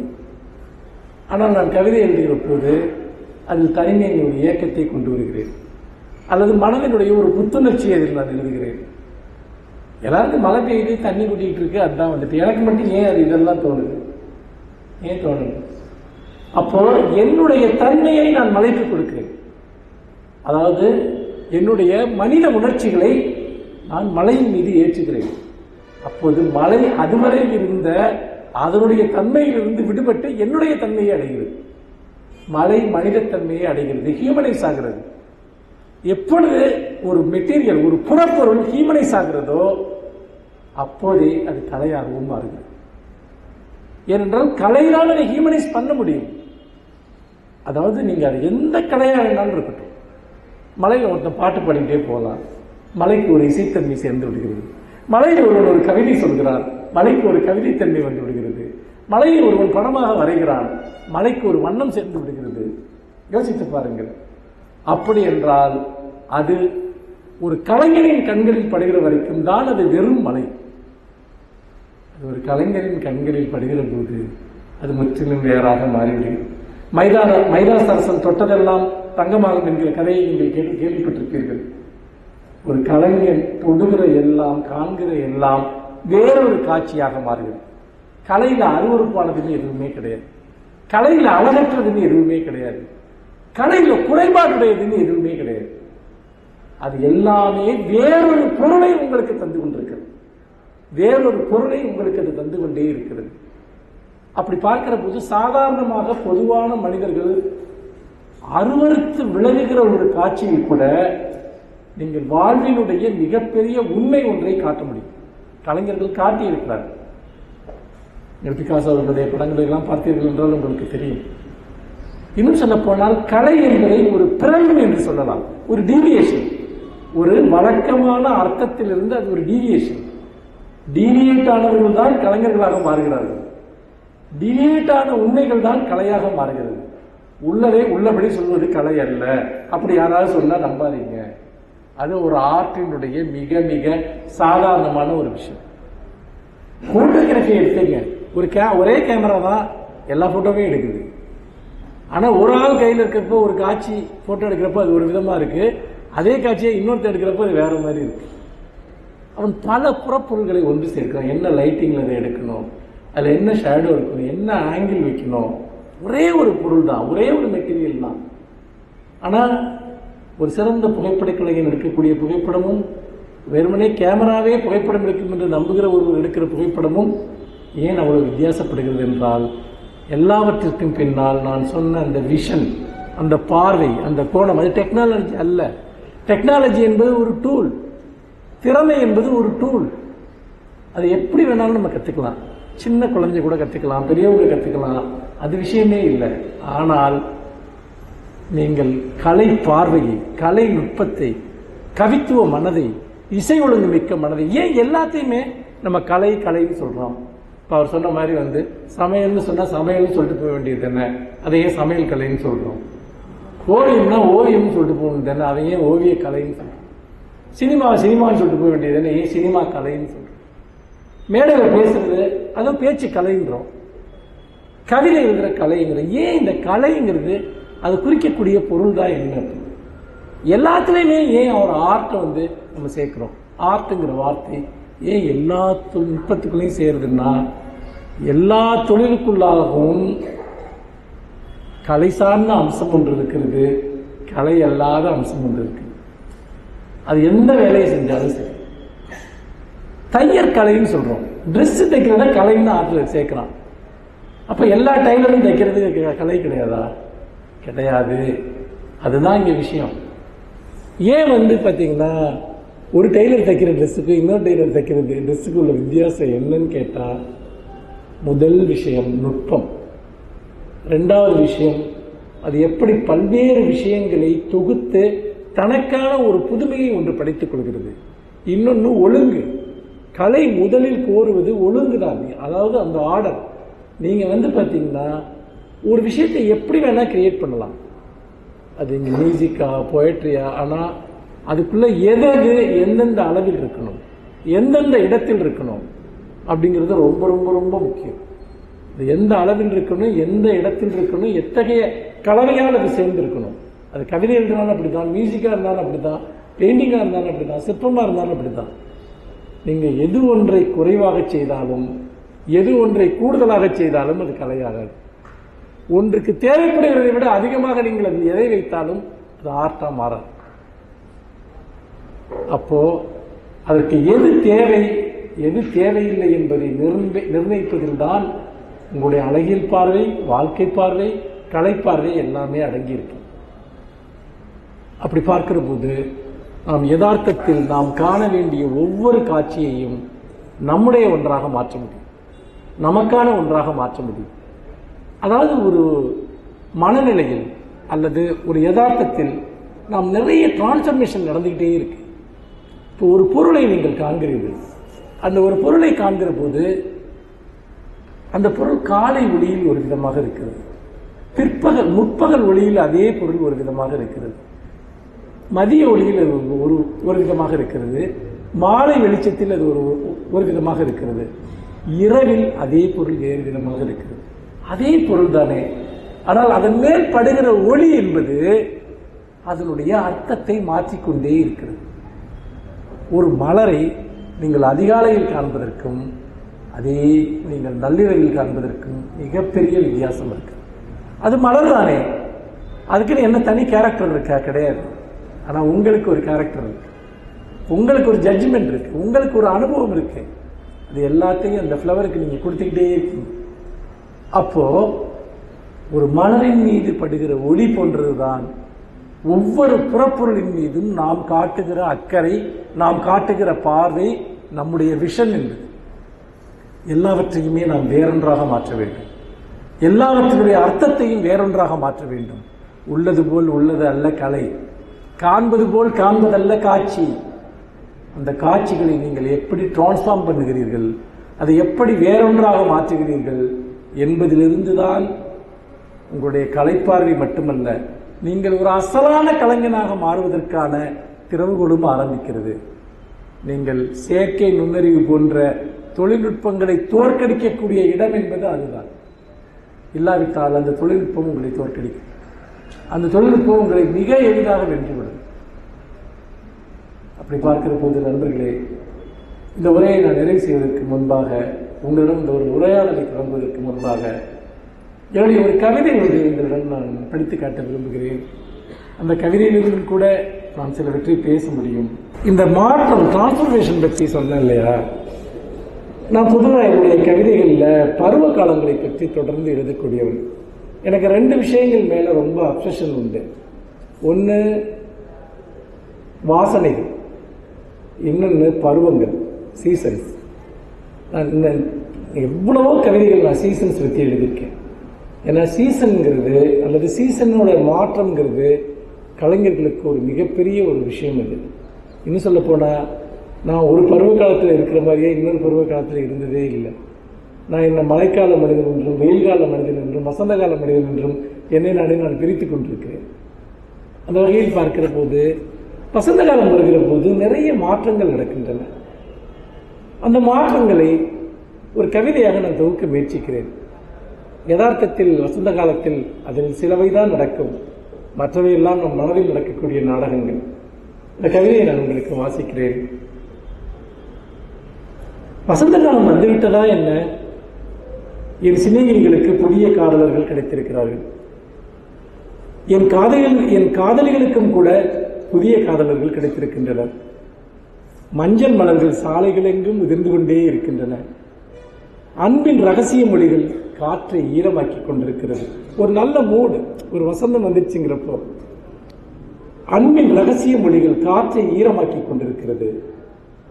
பழைய நண்பர்களை என்ன செய்வதென்று தெரியவில்லை, பழைய காதலர்களை என்ன செய்வதென்று தெரியவில்லை. அவர்களை சமாதானப்படுத்த வேண்டியிருக்கிறது, அவர்களுக்கு புரிய வைக்க வேண்டியிருக்கிறது. அது மயக்க மருந்து இல்லாமல் அறுவை சிகிச்சை செய்வது போன்றது. அவர்களுடனான சந்திப்புகள் வெடிகுண்டின் மேல் அமர்ந்திருப்பது போல இருக்கிறது. சீக்கிரம் வரும்படியான அழைப்புகள் எப்போது வரும் என்று தெரியாது. எங்கே இருக்கிறாய் என்று தொலைவிலிருந்து கேட்கும் கேள்விகளுக்கு அருவமான பதில்களை சொல்ல வேண்டியிருக்கிறது. வேறு வழியின்றி அலைபேசிகளை மேசையில் குப்பர சரித்து வைக்க வேண்டியிருக்கிறது. நிறைய பேருக்கு வந்துட்டு அந்த ஒரு பழக்கம் உண்டு. ஃபோன் யார்கிட்ட வந்ததுன்னு தெரியக்கூடாது, ஃபோனை டேபிள் மேலே குப்பரை வச்சுருப்பாங்க. நிறைய விஷயங்கள் கவனிக்கிறப்ப ரொம்ப இன்ட்ரெஸ்டிங்காக இருக்கும். மற்ற நண்பர்கள் கூட நம்ம இருக்கப்போ யாரோ யாருக்காகவோ காத்து கொண்டிருக்கிறார்கள். எல்லாவற்றையும் இடையறாது திட்டமிட வேண்டியிருக்கிறது. காற்றில் விலகும் திரைகளை இழுத்து விட்டுக் கொண்டே இருக்க வேண்டியிருக்கிறது. சந்தேகங்கள் பொய்களின் விஷக்காற்று நுரையீரலில் நிரம்புகிறது. சமாதானங்களை உருவாக்குவது களைப்பூட்டும் வேலை. அவசரமாக கிளம்ப வேண்டியிருக்கிறது. மகிழ்ச்சியற்ற இடங்களுக்கும் மகிழ்ச்சியான இடங்களுக்கும் இடையே சிறிது தூரம்தான் இருக்கிறது. பழைய நண்பர்கள், பழைய காதலர்கள் நோய்மையை போன்றவர்கள். மறதி ஒரு சிறந்த மருந்து. அதை எல்லாருமே எடுத்துக்கொள்வது நல்லது. அது சர்வரோக நிவாரணி. புதிய நண்பர்களிடம், புதிய காதலர்களிடம் பழைய நண்பர்களை, பழைய காதலர்களை, அண்டை வீட்டாரை பற்றி சொல்வது போல சொல்ல வேண்டியிருக்கிறது. பின்னிரவுகள் அசையாத ஒற்றை நட்சத்திரங்களை பார்த்த வண்ணம் அமர்ந்திருக்கிறேன். பூங்காக்களில் எல்லோரும் போன பிறகு அந்த இடம் வேறொன்றாக மாறுவதைக் கண்டு வியக்கிறேன். இதுக்கு முன்னாடி சொன்னேன் இல்லையா, ஒரு பார்க்கில் வந்து எல்லாரும் இருக்கப்போ இந்த பார்க்கு ஒன்றாகும், இந்த பார்க்கு வந்து அவங்க எல்லாம் போனதுக்கப்புறம் வேற ஒன்றாகவும் மாறிடும். பீச்சுக்கு யாராவது நைட்டு 2 மணிக்கு 3 மணிக்கு போய் பாருங்க, இங்கே பகலில் பார்த்த பீச்சே கிடையாது. இது வேறு எங்கேயோ பார்க்குற ஒரு புது பீச் மாதிரி இது இருக்கும். கடற்கரைகளில் நீருக்கு திரும்ப முடியாமல் மணலில் துள்ளும் மீன்களோடு பேசிக் கொண்டிருக்கிறேன். திரையரங்குகளில் ஒரே ஒரு டிக்கெட்டுடன் ஏதோ ஒரு படத்தை புரியாமல் பார்த்துக் கொண்டிருக்கிறேன். லிப்டில் யாரோ ஒரு பெண், யாரோ ஒரு கணம் புன்னகைத்து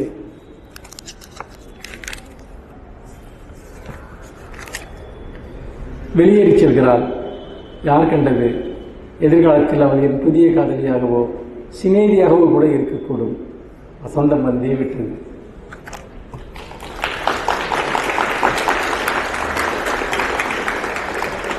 இப்போ நீங்க பேசுங்க.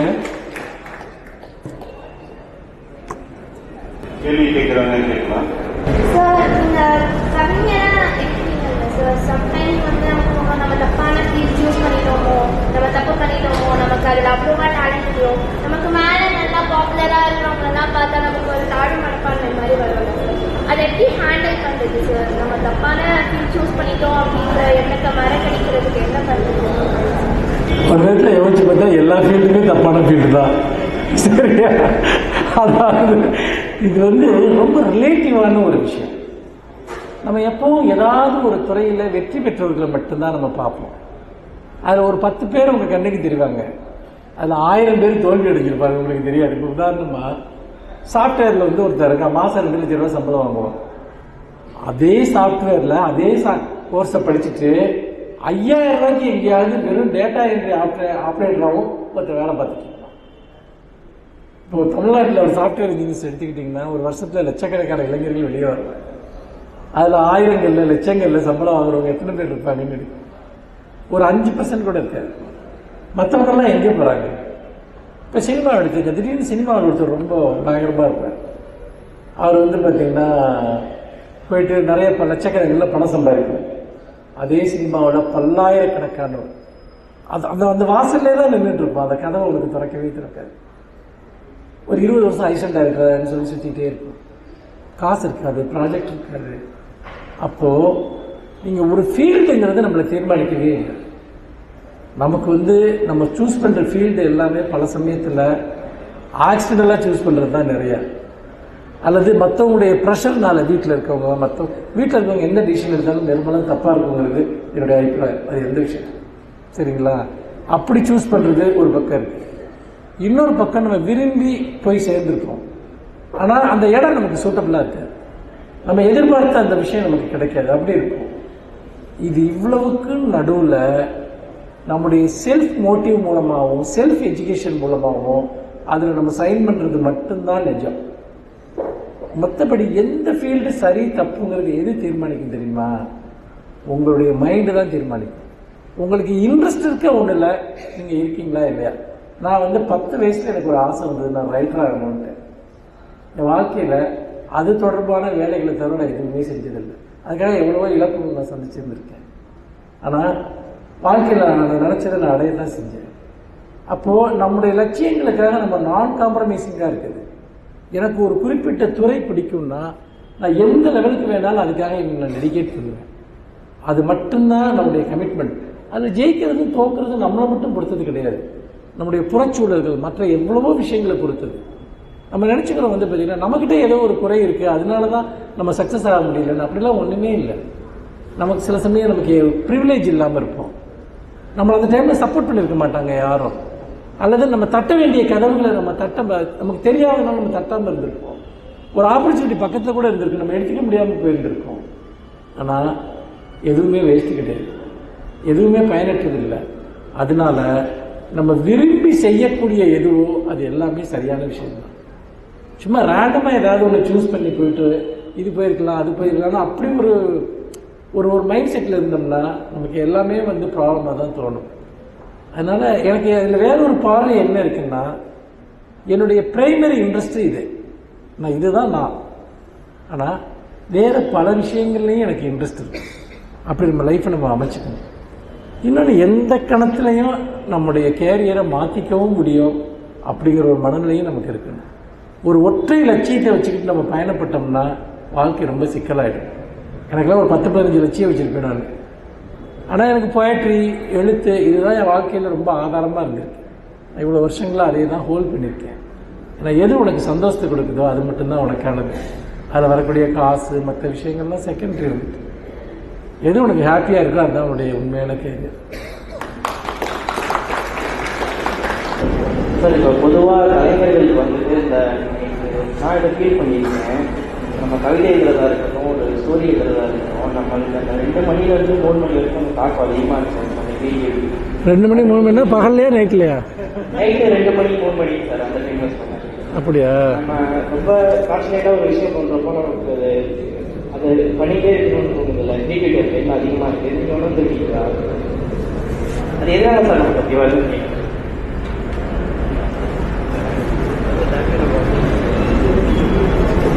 அதாவது நம்ம 2 யூனிவர்ஸில் நம்ம வாழ்ந்துட்டு இருக்கோம். நம்ம எல்லாமே வாழ்கிறது ஒரு யூனிவர்ஸ் கிடையாது, 2 யூனிவர்ஸ். ஒரு யூனிவர்ஸுங்கிறது மற்றவர்களுடைய யூனிவர்ஸ், உங்கள் யூனிவர்ஸில் இல்லை. இப்போ இந்த காலேஜுக்கு வர்றீங்கன்னா நீங்கள் உங்கள் யூனிவர்ஸில் வாழலை, இந்த மொத்த ஆம்பியன்ஸோட ஒரு கைதியாக நீங்கள் இருக்கீங்க. இங்கே என்ன நடக்குதோ அதனுடைய பார்ட்டாக தான் நீங்கள் இருக்கணும். உங்கள் மைண்ட் அப்போ ஓப்பன் அப் ஆகாது. நீங்கள் அப்போ எல்லாம் கான்வர்சேஷனில் இருப்பீங்க. ஆனால் இன்னோவேஷனில் இருக்கிறது தான் ஆர்ட். கான்வர்சேஷனுக்கு இன்னோவேஷனுக்கு இருக்கிற வித்தியாசம் அதுதான். இன்னோவேஷனுக்கு உங்களுக்கு பிரைவசி தேவை, முக்கியமாக மைண்டுக்கு ஸ்பேஸ் தேவை. இப்போ நம்ம டே டு டே லைஃப்பில் காலையிலேருந்து நைட்டு வரைக்கும் பாருங்களேன், உங்கள் மைண்ட் ஸ்பேஸை என்னென்னலாம் அடைச்சிக்கிட்டு இருக்குன்னு பாருங்கள். என்னென்னமோ நம்ம மைண்ட் ஸ்பேஸை அடைச்சிக்கிட்டு இருக்கோம். திடீர்னு பார்த்தீங்கன்னா சோஷியல் மீடியாவில் எதையாவது ஒன்று பார்ப்போம், யார்த்தையாவது பேசிகிட்டு இருப்போம், சுற்றி நமக்கு தேவையில்லாத விஷயங்கள்லாம் நம்மக்கிட்ட வரும். வாழ்க்கை போராட்டங்கள், பஸ்ஸை பிடிக்கணும், ட்ரெயினை பிடிக்கணும், டைமுக்கு வந்து சேரணும், இப்படி என்னென்னவோ விஷயங்கள், உங்கள் அசைன்மெண்ட்ஸ் எழுதணும், இது எல்லாமே கம்பல்ஷன்ஸ், நிர்பந்தங்கள். அப்போது உங்கள் மைண்ட் ஸ்பேஸ் முழுக்க அதில் ஆக்குப்பை ஆகிருக்கு. உங்கள் கேள்வியை நான் ரொம்ப பர்சனலாகவே எடுத்துக்கிறேன். எப்படின்னு கேட்டிங்கன்னா, என்னுடைய புத்தகங்கள் எடுத்து பார்த்தீங்கன்னா என்னுடைய பெரும்பாலான கவிதைகள் நைட்டு 10 மணிலேருந்து ஒரு 1 மணிக்குள்ளே எழுதப்பட்டதாக இருக்கும். இல்லைன்னா அதிகாலையில் 4 மணி 4:30 மணிக்கெல்லாம் எழுத ஆரம்பிப்பேன். காரணம் என்னென்னா வேறு ஒன்றுமே இல்லை. அப்போ அந்த நைட்டில் ஸ்பெஷல் மூடெல்லாம் ஒன்றும் வர்றதில்லை. நான் எப்போவுமே பொய்ட்டிக்கான மூடில் தான் இருப்பேன். இந்த சில பேர் சரக்கு எடுக்கிறது தான் எழுத வரும்னு சொல்லுவாங்கல்ல, அந்த மாதிரிலாம் கிடையாது. எனக்கு எப்போவுமே எழுதுகிற மூடு இருக்கும். ஆனால் எழுதுறதுக்கான மைண்ட் ஸ்பேஸ் இருக்காது. நேரம் கூட இருக்கும், நேரம் கூட பிரச்சனை இல்லை. ஆனால் அந்த டைமில் மற்றவர்கள் உருவாக்கக்கூடிய பிரச்சனைங்க.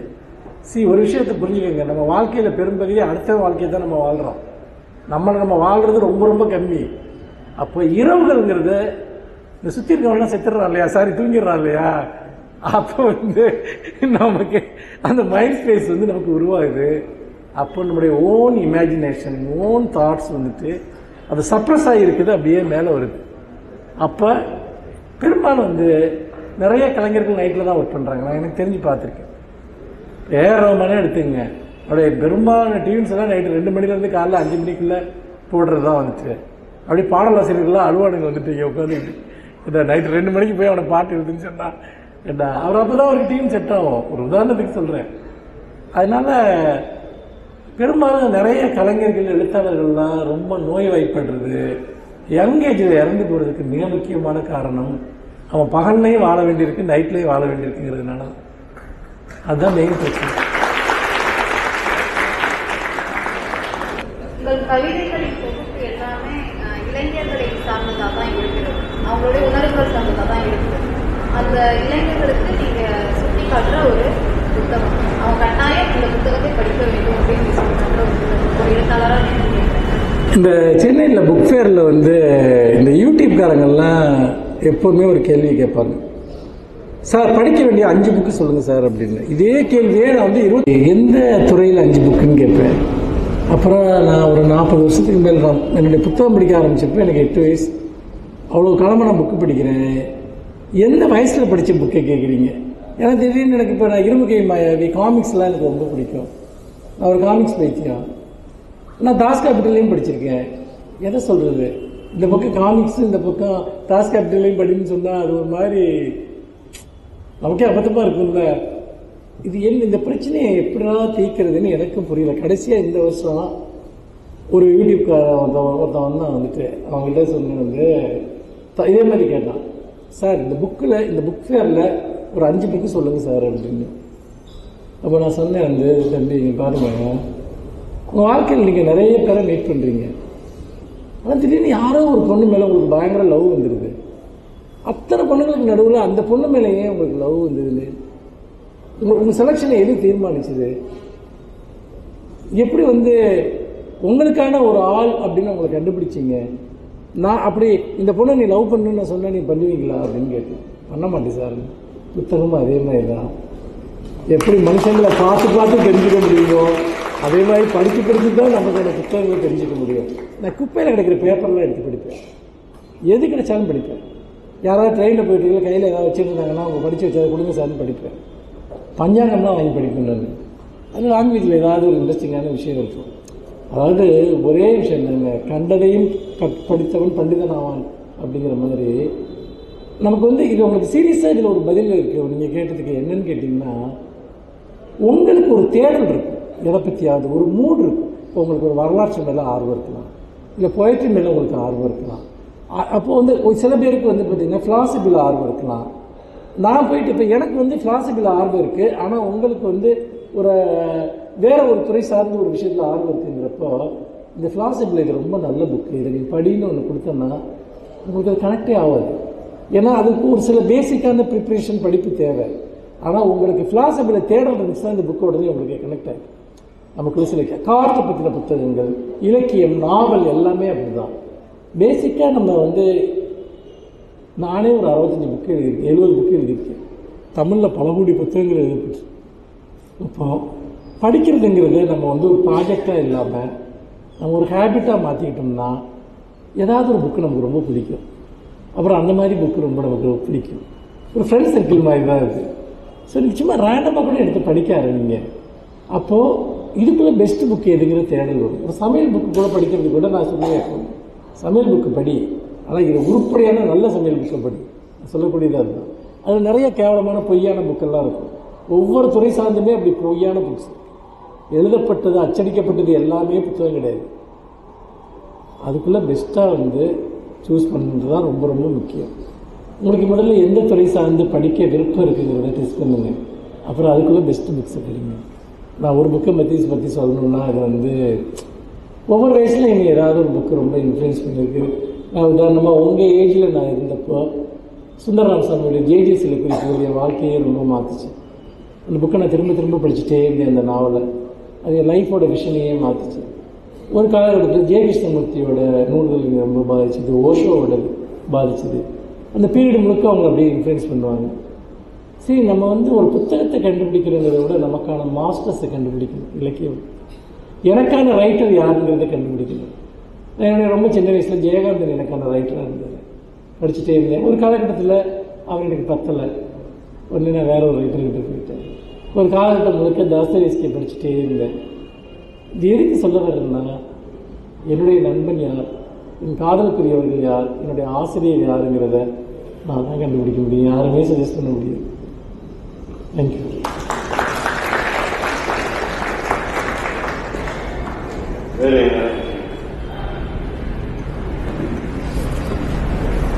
சார், முதல்ல நன்றி சொல்லிக்கிறேன். எதுக்குன்னா, மிஷ்கினை பற்றி ஒரு போஸ்டர் வந்து ஃபேஸ்புக்கில் போட்டிருக்கீங்க. அதுக்கும் அப்புறம் வந்து ஒரு கவிதையை வந்து ஷார்ட் ஃபிலிம் பண்ண வந்து கொடுத்துருக்கீங்க, ரொம்ப நல்லா வந்திருக்கேன் பார்த்தோம். டைட்டில் நாங்கள் பண்ணோம், நல்லா இருந்துச்சு. ஏன்னா நாங்கள் போய் 2 ரைட்டர்கிட்ட கேட்குறப்ப யாருமே வந்து அந்த பெரிய அமௌண்ட் வந்து கேட்குறாங்க. ஃப்ரீயாகவே நீங்கள் கொடுத்தது வந்து ரொம்ப பெரிய விஷயம், ரொம்ப சந்தோஷமாக இருந்தது. அது மட்டும் இல்லாமல் எனக்கு என்ன கொஷின்னா, இப்போ வந்து ஒரு நாவல் இருக்குது, ஒரு சிறுகதை இருக்குது, ஒரு கவிதை இருக்குது, அது வந்து திரைப்படமாக மாறுறப்ப என்ன ஆகுதுன்னா அது வந்து பெரிய வசூலை பெறுது. ஏதோ ஒன்றில் வந்து அது வந்து நல்ல வசூலோ இல்லை பேசப்படுது, அந்த நாவலும் அந்த படமும் பேசப்படுது. ஆனால் இங்கே களத்துறையில் இருக்கிறவங்களுக்கு என்ன பிரச்சனை அப்படின்னு கேட்டால், வாட்டர் லேண்ட்ஸ்கேப்போ இல்லை வேறு ஏதோ அழகு சார்ந்த விஷயங்கள் அதை பண்ணிட்டா அது வந்து வெறுத்துது. ஆனால் இங்கே உள்ள பிரச்சனைகளையோ மற்றதையோ பார்த்தா அது பாராட்டுறதோட நின்று என்ன ஆகுதுன்னா, பசங்க வந்து இப்போ வரைய அங்கே ஏதோ ஒரு பிரச்சனையை பற்றி பேசுகிறாங்க, நமக்கு எதுக்கு தேவையில்லாத வேலை. இதே நல்லா அழகாக ஒரு லேண்ட்ஸ்கேப் பண்ணி மற்ற விஷயங்களை பண்ணி ஒரு கேலரிக்கு அப்ரோச் பண்ணால் அது நல்ல விதத்தில் ரெஸ்பான்ஸ் இருக்குது. ஆனால் கலைஞர்கள் வந்து இதே பிரச்சனைகளை வந்து பேசுகிறப்ப அவங்களுக்கு வந்து சரியான ரெஸ்பான்ஸ் கிடைக்கிறது. அது வந்து ஏதோ இப்போ அவங்களும் வாழ வேண்டியது இருக்குது, அவங்களுக்கு பணம் தேவை இருக்குது. கேட்டால் என்ன சொல்லிடுறாங்கன்னா, சமூக பிரச்சனையை பேசுகிறவங்களுக்கு வந்து காசு பணம் தேவையில்லை, அப்போ அவங்க வாழ வேண்டிய தேவை இருக்காதா அப்படிங்கிறப்ப தான் ஒரு விஷயம். அது எப்படி நீங்கள் பார்க்குறீங்க, எப்படி நினைக்கிறீங்க அப்படின்னு சொல்லி.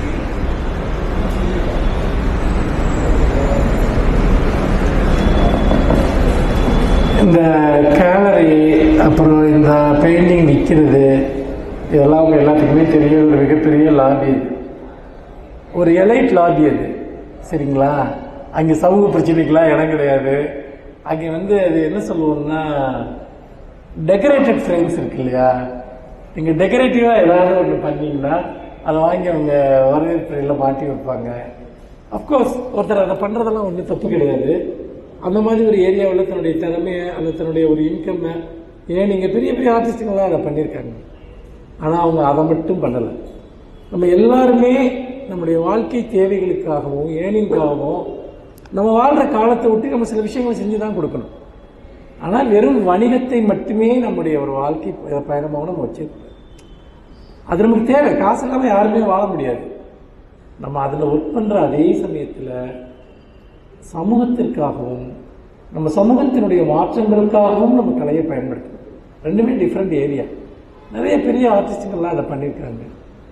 அப்புறம் மிஷ்கின் பற்றின போஸ்ட்டுக்காக ஏதோ நன்றி சொன்னீங்க. நீங்கள் நன்றி சொன்னீங்க அதுக்கு?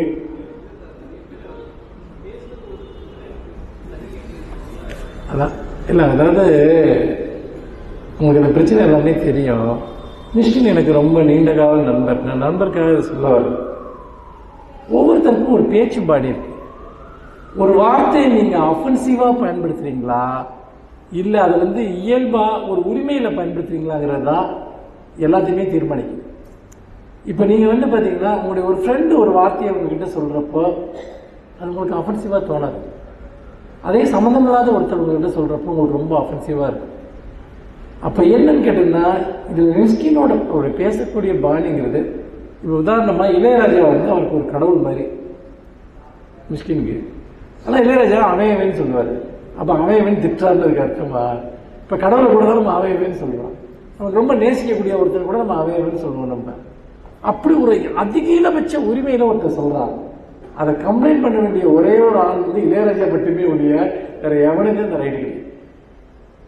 அதேமாரி ஏதோ ஒரு வார்த்தை வந்து சாதாரணமாக சொல்கிற ஒரு கெட்ட வார்த்தை சொல்கிறேன், இவங்க எல்லாமே வாழ்க்கையில் ரொம்ப புனிதமாக பேசிகிட்டு இருக்க மாதிரியா, இவங்க எல்லாம் வாழ்க்கையில் அதை பேசியே மாதிரியா. சபை நாகரிகம் அப்படின்னு ஒன்று சொல்கிறாங்க எல்லா இடத்துலையும். சபை நாகரிகங்கிறது என்ன தெரியுமா? பொய் சொல்லாமல் இருக்கிறது தான் சபை நாகரிகம். ஒருத்தன் வந்து நாகரிகமாக பேசுவான், ஆனால் பேசுறது அவ்வளோவே பச்சை பொய்யா இருக்கு. அது நீங்கள் எப்படி எடுத்துக்கிறீங்க? அவன் நாகரிகமாக பேசுகிறதுக்கு அர்த்தமா?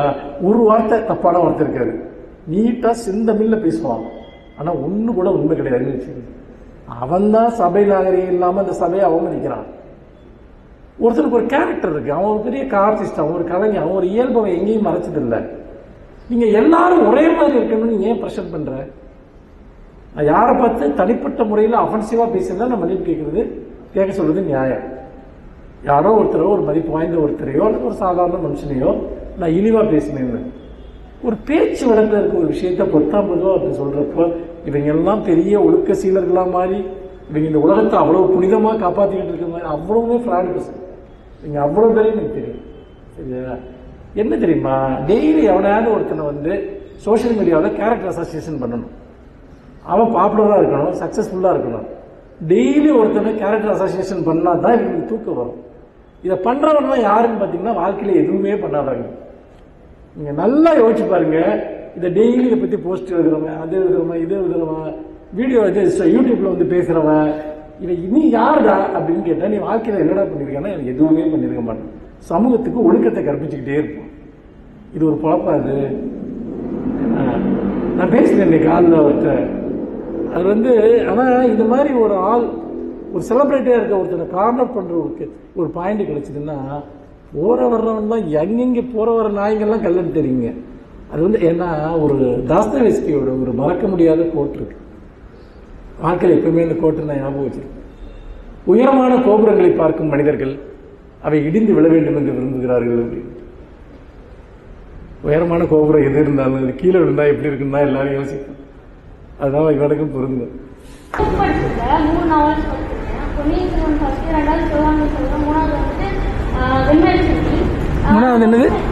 3வது வெண்மதி செல்வி. ஃபர்ஸ்ட் படித்த புக் வந்துட்டு இது வரைக்கும் 2 சீன் வந்துட்டு தொடர்ந்து ஒரு 20 வாட்டி படிச்சிருக்கேன். ஒன்று வந்துட்டு ஊமை ராணி செத்த சீனும், 2வது வந்துட்டு மணிமேகலை செத்த சீனும். எனக்கு ரொம்ப பிடிச்ச சீன் வந்து மணிமேகலை கேரக்டர் ரொம்ப பிடிக்கும். அது படிக்கும் போது தான் அழுதுருக்கேன். சம்மந்தமே இல்லை. அது பல வருஷத்துக்கு முன்னாடி மணிமேகலை உண்மையான கேரக்டராக தான் கருதுறேன்.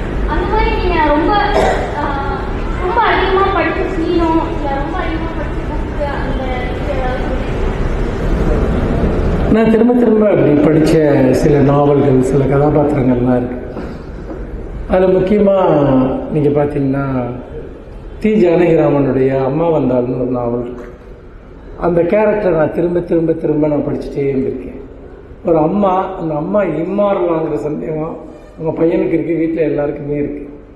அந்த கேள்வி அவர்கிட்ட கேட்டால் அடுத்த நிமிஷம் அந்த மொத்த குடும்பமும் உடஞ்சி சுக்காக போயிடும். யாருமே அந்த பிரச்சனையை பேச விரும்ப மாட்டாங்க. இந்தியன் ஃபேமிலிஸோட ஒரு மிக முக்கியமான ஒரு ட்ராமா இருக்கும். ஆனால் அந்த அம்மா கேரக்டரோட சைலன்ஸ் ஒன்று இருக்கும். அதுக்காக அந்த நாவலை நான் திரும்ப நான் பல தடவை நான் படிச்சிருக்கேன் வந்துட்டு. அது மாதிரி நிறைய சொல்லலாம். ஜெயகாந்தனுடைய கதையில் வரக்கூடிய பல கதாபாத்திரங்கள், அதே மாதிரி அசோகமித்திரனுடைய நாவலில் வரக்கூடிய சில கதாபாத்திரங்கள், தண்ணீர் நாவலில் வரக்கூடிய ஜமுனா, இந்த மாதிரியான கதாபாத்திரங்கள் எல்லாமே அதுக்கு காரணம் என்னன்னு கேட்டிங்கன்னா, சில கதாபாத்திரங்கள் நம்முடைய பர்சனல் எமோஷனோட கனெக்ட் ஆகிருக்கு. இப்போ மணிமேகலை சொல்கிறீங்களா, எங்கேயோ நீங்கள் உங்களை மணிமேகலையோ உங்கள் மனசில் உருவகிச்சுப்பீங்க. இன்னொரு விஷயம் வந்து அல்லது அந்த எமோஷன்ஸோட உங்களை உருவகிச்சுப்பீங்க. இன்னொரு விஷயம், சில கதாபாத்திரங்களுக்கு மல்டி டைமென்ஷன் இருக்கும். அது ஒவ்வொரு தடவையும் படிக்கிறப்ப அது வேறு மாதிரி தோணும். அதனால சில கேரக்டர்ஸ் அப்படி எல்லாருக்குமே இருக்கும். வாசிப்பு பழக்கம் உள்ள எல்லாருக்குமே ஒரு கதையில் வர்ற ஒரு கதாபாத்திரம் தனக்கு ரொம்ப பெட்டாக இருக்கும். பல சமயத்தில் அந்த கதாபாத்திரமாக அவங்க தன்னையே உணர்ந்துப்பாங்க. அது எல்லாம் படிக்கக்கூடிய எல்லாருக்குமே அது உண்டு. சார் கேள்விலாம் கிடையாது, எப்போவே விசாரிச்சுட்டே இருக்கு. உங்களுக்கு பார்த்தாலே எனக்கு எப்போ அழுதுகிட்டே இருந்தால் கேவலமாக இருக்கும். வந்து நம்முடைய சுற்றுப்புறத்தாலும் சமூக வாழ்க்கையாலும் தொடர்ந்து நம்ம மேலே வந்து செலுத்தப்பட்டுக்கிட்டே இருக்கு.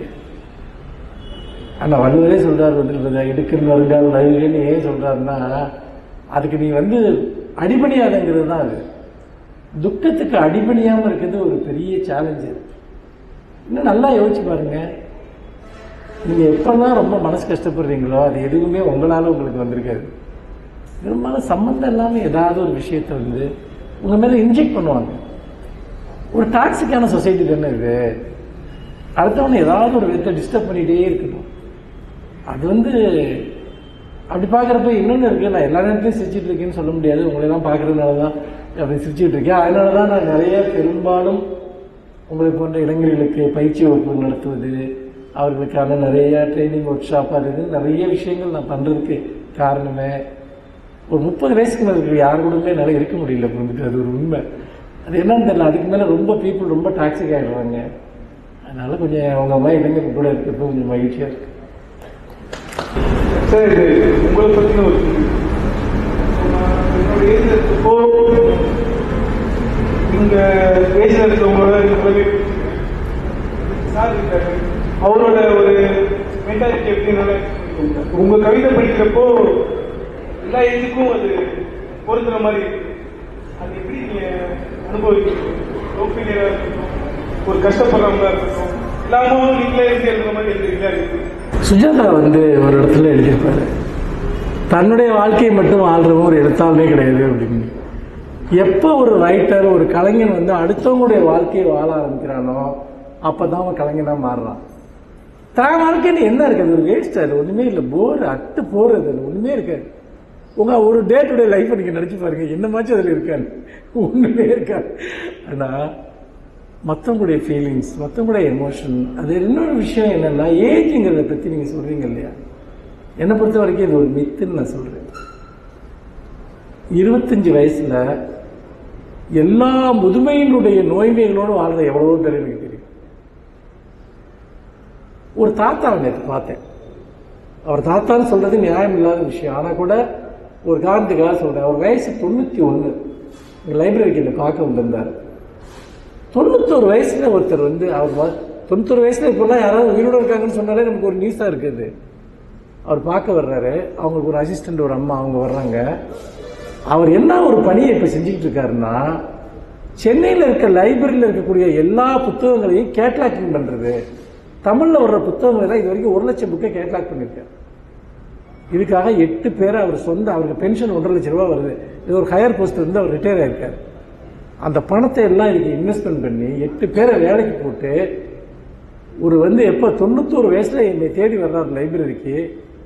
அவர்கிட்ட எந்த தளர்ச்சியும் நான் பார்க்கல, முதுமையோட எந்த இதுவும் பார்க்கல. அவ்வளவு உற்சாகமா பேசிட்டு இருக்காரு. என்ன சொல்றாருன்னா, எனக்கு எழுத்தாளர்களை கௌரவிக்கிறது ரொம்ப பிடிக்கும். அதுக்கு ஒரு மெத்தட் சொன்னாரு. சில எழுத்தாளர்கள்லாம் கூப்பிட்டு அப்படி நான் கௌரவிச்சிருக்கேன். நம்ம என்ன பண்ணுவோம், கௌரவிக்கிறதுனா இந்த மாதிரி பொன்னாட போத்துறது, இல்லை ஏதாவது இந்த மயில் போட்ட ஷீல்டை கொடுக்கறது, இப்படித்தானே இந்த இதில் வைப்பானுங்கள்ல தமிழ்நாடு அரசு இந்த இதில் இப்படிதான். அவர் என்ன சொல்றாருன்னா, வீட்டில் ஒரு பெரிய ஊஞ்சல் போட்டிருக்காராம். எழுத்தாளர்களை கூப்பிட்டு அந்த ஊஞ்சல்ல வச்சு, அதுக்கு என்னமோ ஒரு பேர் சொன்னாரு, ஊஞ்சல் உற்சவம் பண்ணணுமா ரைட்டருக்கு. ஏங்க நான் ஊஞ்சல் இருந்தா பயப்படுவீங்கன்னு சொன்னேன். அதெல்லாம் கெட்டியா பிடிச்சிங்க தம்பி, கீழே விட மாட்டீங்கன்றாரு. அவருக்கு விளையாட்டுக்குலாம் சொல்ல, நீங்க வாங்க என்னைக்கு வரீங்கன்னு கேட்கிறாரு. 91 வயசுல ஒரு எழுத்தாளனை கூட்டு போய் ஊஞ்சல்ல வச்சு நான் ஆட்டுறேன்னு என்கிட்ட முடிவாக பண்ணிட்டு இருக்கேன் ஒரு ஆள். அந்த ஆளோட உண்மையான வயசு என்னன்னு சொல்லி என்னை பொறுத்த வரைக்கும் 25க்கு மேல ஒரு வயசு கிடையாது. அப்ப என்னன்னு கேட்டீங்கன்னா, நம்ம ஆளுங்க அவங்க வயசுக்கு மேல அதிகமா வயசாவாங்க. ஒருத்தருக்கு 40 வயசு ஆயிருந்தா ஒழுங்கா ஷேவிங் பண்ண மாட்டாங்க, முதல் விஷயம். இல்லைன்னா ஒருத்தர் தேவையில்லாம அதிகமா டை அடிப்பான். மைண்டை ஃப்ரெஷ்ஷாக வச்சுக்கணும்னு எவனுக்குமே தோணாது இருந்துச்சு. 2வது, இவன் 25 வயசுல பண்ண எந்த விஷயத்தையுமே 40 வயசுல மற்றவன் பண்ணக்கூடாதுன்னு நினைக்கிறது. ஏன் அப்படி இருக்க? அவன் லைஃப், அவன் பாதை, சரியா? நான் என்ன பண்றேன்னு கேட்டேன்னா, ஏன் என் கவிதைகளோட இளைஞர்கள் கனெக்டடா இருக்காங்கன்னா, ஒரு விஷயம், உடல் மட்டும்தான், அதுக்கு மட்டும்தான் வயசாகுது. அது கூட ப்ராப்பரான வாழ்க்கை முறை இருந்ததுன்னா அவ்வளவு சீக்கிரம் உடம்புக்கு வயசாகாது. மனதிற்கு ஒருபோதும் வயசாவதே இல்லை. காரணம் என்னன்னா, நீங்கள் எதை சிந்திக்கிறீர்கள், எதை நம்பி இருக்கிறீர்கள் அப்படிங்கிறது தான். வயசாகிறதுங்கிறத நிறைய பேர் என்ன நினைச்சுக்கிறாங்கன்னா, தன்னை கிடைக்கிற அதிகாரமா நினைச்சுக்கிறான். மற்றவனுக்கு அட்வைஸ் பண்றது, மற்றவனுக்கு பழிகாட்டுறது என் பொறுப்பு, இதெல்லாம் பார்த்தீங்கன்னா அவன் கற்பனை, சரியா? அப்ப இவன் என்ன சொல்றான், நீ ஒரு பூமருங்கிறான். இதான் தேவையில்லாத பிரச்சனை தானே. நீ பசங்களா இருந்துட்டு போய் ஏன் அவனை போட்டு தொந்தரவு பண்ற? என்ன, நீ கொஞ்சம் தப்பு தானே பண்ண மாதிரி அவனும் கொஞ்சம் பண்ணுவான். மற்றபடி அவனுக்கும் வாழ்க்கையில வாழணும்னு தான் ஆசையா இருக்கும். நிறைய பேர் என்ன பண்றாங்கன்னா, வயசாகிறது ஒரு அதிகாரமா எடுத்துக்கிறாங்க. வயசாகிறது ஒரு தற்செயலான இயற்கை நிகழ்வு. அதனாலதான் யாருக்கும் அறிவும் வளர்றதில்லை, அதிகாரமும் வர்றதில்லை. சாரி சார், 2வது கொஸ்டின் நான் கேட்குறேன். இதெல்லாம் நான் இந்த காலேஜில் அனைவர் தான். இன்னொன்று என்னன்னா, நம்ம இப்போ காலேஜ் ஃபஸ்ட் இயரில் ஜாயின் பண்ணுறோம்னு வச்சுக்கோங்க. நான் எக்ஸாம்பிளுக்காக தான் சொல்கிறேன். ஸ்டார்டிங்காக நமக்கு ஒரு கியூரியாசிட்டி இருக்குல்ல, பொதுவாக கலையை கற்றுக்கிறதுக்காக. அது ஒரு கட்டத்துக்கு அப்புறம் ஏன் சார் நமக்கு ஒரு விரக்திய இதுவே போதும்னு அவங்க எதுக்காக ஸ்டாப் பண்ணிட்டாங்க? என்ன ரீசனாக இருக்கு? அதாவது நம்ம எந்த கல்லூரிகளில் அல்லது எந்த சூழலில் நம்ம படிக்க போனாலுமே அது ஒரு அடிப்படையான ஒரு காலத்தை உங்களுக்கு கொடுக்குது, ஒரு டைமிங் உங்களுக்கு கொடுக்குது. 3 வருஷம் நீ படிக்கிறியா, 4 வருஷம் படிக்கிறியா, இந்த காலகட்டத்தில் இது சம்பந்தமா நீ என்னென்ன தெரிஞ்சுக்க முடியுமோ அதை தெரிஞ்சுக்கின்றது தான் அதனுடைய அடிப்படை. அதுவே உங்களுக்கு எல்லாத்தையும் கற்றுக் கொடுக்காது. அது உங்களுக்கு நான் திரும்பவும் சொல்கிறேன், நல்லா கவனிங்க. உன்னை வேற எந்த வேலை வெட்டியும் பார்க்காம நீ 4 வருஷம் இதுக்குள்ளே இருப்பா, நீ 3 வருஷம் இதுக்குள்ளே இருப்பான்னு ஒரு டைம் அது ஏற்படுத்தி கொடுக்குது. சரிங்களா? அந்த காலத்தை நம்ம எப்படி பயன்படுத்திக்கிறோம்? மனச்சோர்வு எல்லாருக்குமே வரும், எல்லா ஃபீல்டில் இருக்கவங்களுக்கும் வரும். விட்ராயல் வரும். விட்ராயல், மனச்சோர்வு அது இந்த காலகட்டத்தினுடைய பிரச்சனை. அது ஒரு இன்ஸ்டியூஷனுடைய பிரச்சனையோ ஒரு இடத்தோட பிரச்சனையோ இல்லை. நம்ம எல்லாருமே அப்படிதான் இருக்கோம். அந்த விட்ராயலை மீறி இதுக்குள்ளார நான் ஏதாவது சைன் பண்ண முடியுமா, இதுக்குள்ளார நான் ஏதாவது ஒரு அவுட்கம் எடுத்துட்டு வர முடியுமான்னு சிலது கல்லூரிக்குள்ளார கிடைக்கும், சிலது கல்லூரிக்கு வெளியே கிடைக்கும். நான் சொல்றது ஒன்றே ஒன்று தான், அந்த காலத்தை நீ பயன்படுத்திக்கிறது தான். இதை விட்டு வெளியே போயிட்டீங்கன்னா இந்த காலம் உங்களுக்கு கிடைக்காது. சரியா? இங்கே கிடைக்கிற அந்த டைம் உங்களுக்கு கிடைக்காது. ஏன்னா நீங்கள் எல்லாரும் படிக்கிறீங்கன்னு எல்லாரும் நம்பிட்டு இருக்கான். அது ஒரு நம்பிக்கை தான் மற்றவங்க வச்சிருக்குது. அது நம்ம அளவில் நம்ம கொஞ்சம் உண்மையாயிக்கணும், அவ்வளோதான். வெறும் அசைன்மெண்ட்டோ அதை எக்ஸாமில் பாஸ் பண்ணுறதோ மட்டும் கிடையாது அந்த படிப்பு. இந்த காலகட்டத்தில் ஏதாவது ஒரு நீங்கள் ஸ்பெஷலைஸ் பண்ணலாம். வந்துட்டு அதுக்கு உள்ள வெளியே போய் கூட அதுக்கான வாய்ப்புகளை உருவாக்கிக்கலாம். அப்படி வெளியே போகிறப்போ நம்ம ஒரு ப்ராடக்டாக வெளியே போகணும். போயிட்டு நம்ம போய் எந்த கதவை தட்டினாலும் நமக்கு முதல்ல அந்த கதவை நமக்கு திறக்கணும். அதுதான் ரொம்ப முக்கியம். இப்போல்லாம் எந்த ஃபீல்டுக்கு போனாலுமே என்ன கேட்குறாங்கன்னா, நீ டே 1லேருந்து ஒர்க் பண்ண தயாராக இருக்கணும். அப்போதான் எடுத்துப்பாங்க. என்னை பொறுத்த வரைக்கும் இந்த மனச்சோர்வு எல்லாருக்குமே, எனக்குமே அது உண்டு. அது நான் இல்லைன்னு சொல்லல. ஆனால் அதை எப்படி ஓவர் கம் பண்ணுறதுங்கிறது தான் முக்கியம். அந்த மனச்சோர்வு நம்மளை டாமினேட் பண்ணிடுச்சுன்னா நம்ம எந்த ஸ்கில்லும் இல்லாத அதெல்லாம் மாறிடும். அதை கொஞ்சம் அனுமதிக்கலாம், அதுக்கப்புறம் அதை மதிக்கக்கூடாது. அதுதான் என்னுடைய கருத்து. அதான் வரத்தான் செய்யும், நம்ம எல்லாத்துக்குமே இருக்குது. உங்களுடைய தனி சொத்து இல்லை. ஒரு கிளாக் ஒன்று உருகி ஓடக்கூடிய ஒரு படம் ஒன்று இருக்கும். ஆமாம், அது டாலியோட படம். அது அந்த டாலியோட அந்த படத்தை பார்க்குறப்பெல்லாம் எனக்கு ஒன்று தோணும். காலம் பார்த்தீங்கன்னா மெல்ட் ஆகக்கூடிய ஒன்றுங்கிறத நம்ம ஒரு தியரியாக சொல்லிட முடியும்.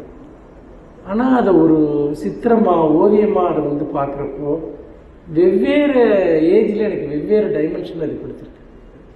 அப்படி பார்க்குறப்போ அதே மாதிரி இன்னொரு ஓவியம் டக்குன்னு அவருடைய பேர் மறந்து போச்சு. ஒரு போர் வீரனோட பூட்ஸ் கால் ஒன்று, அந்த ஒரு ஷூ மட்டும் இருக்கும்.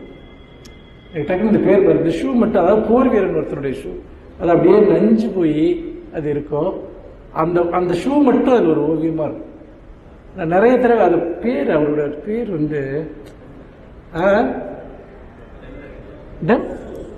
ஷூ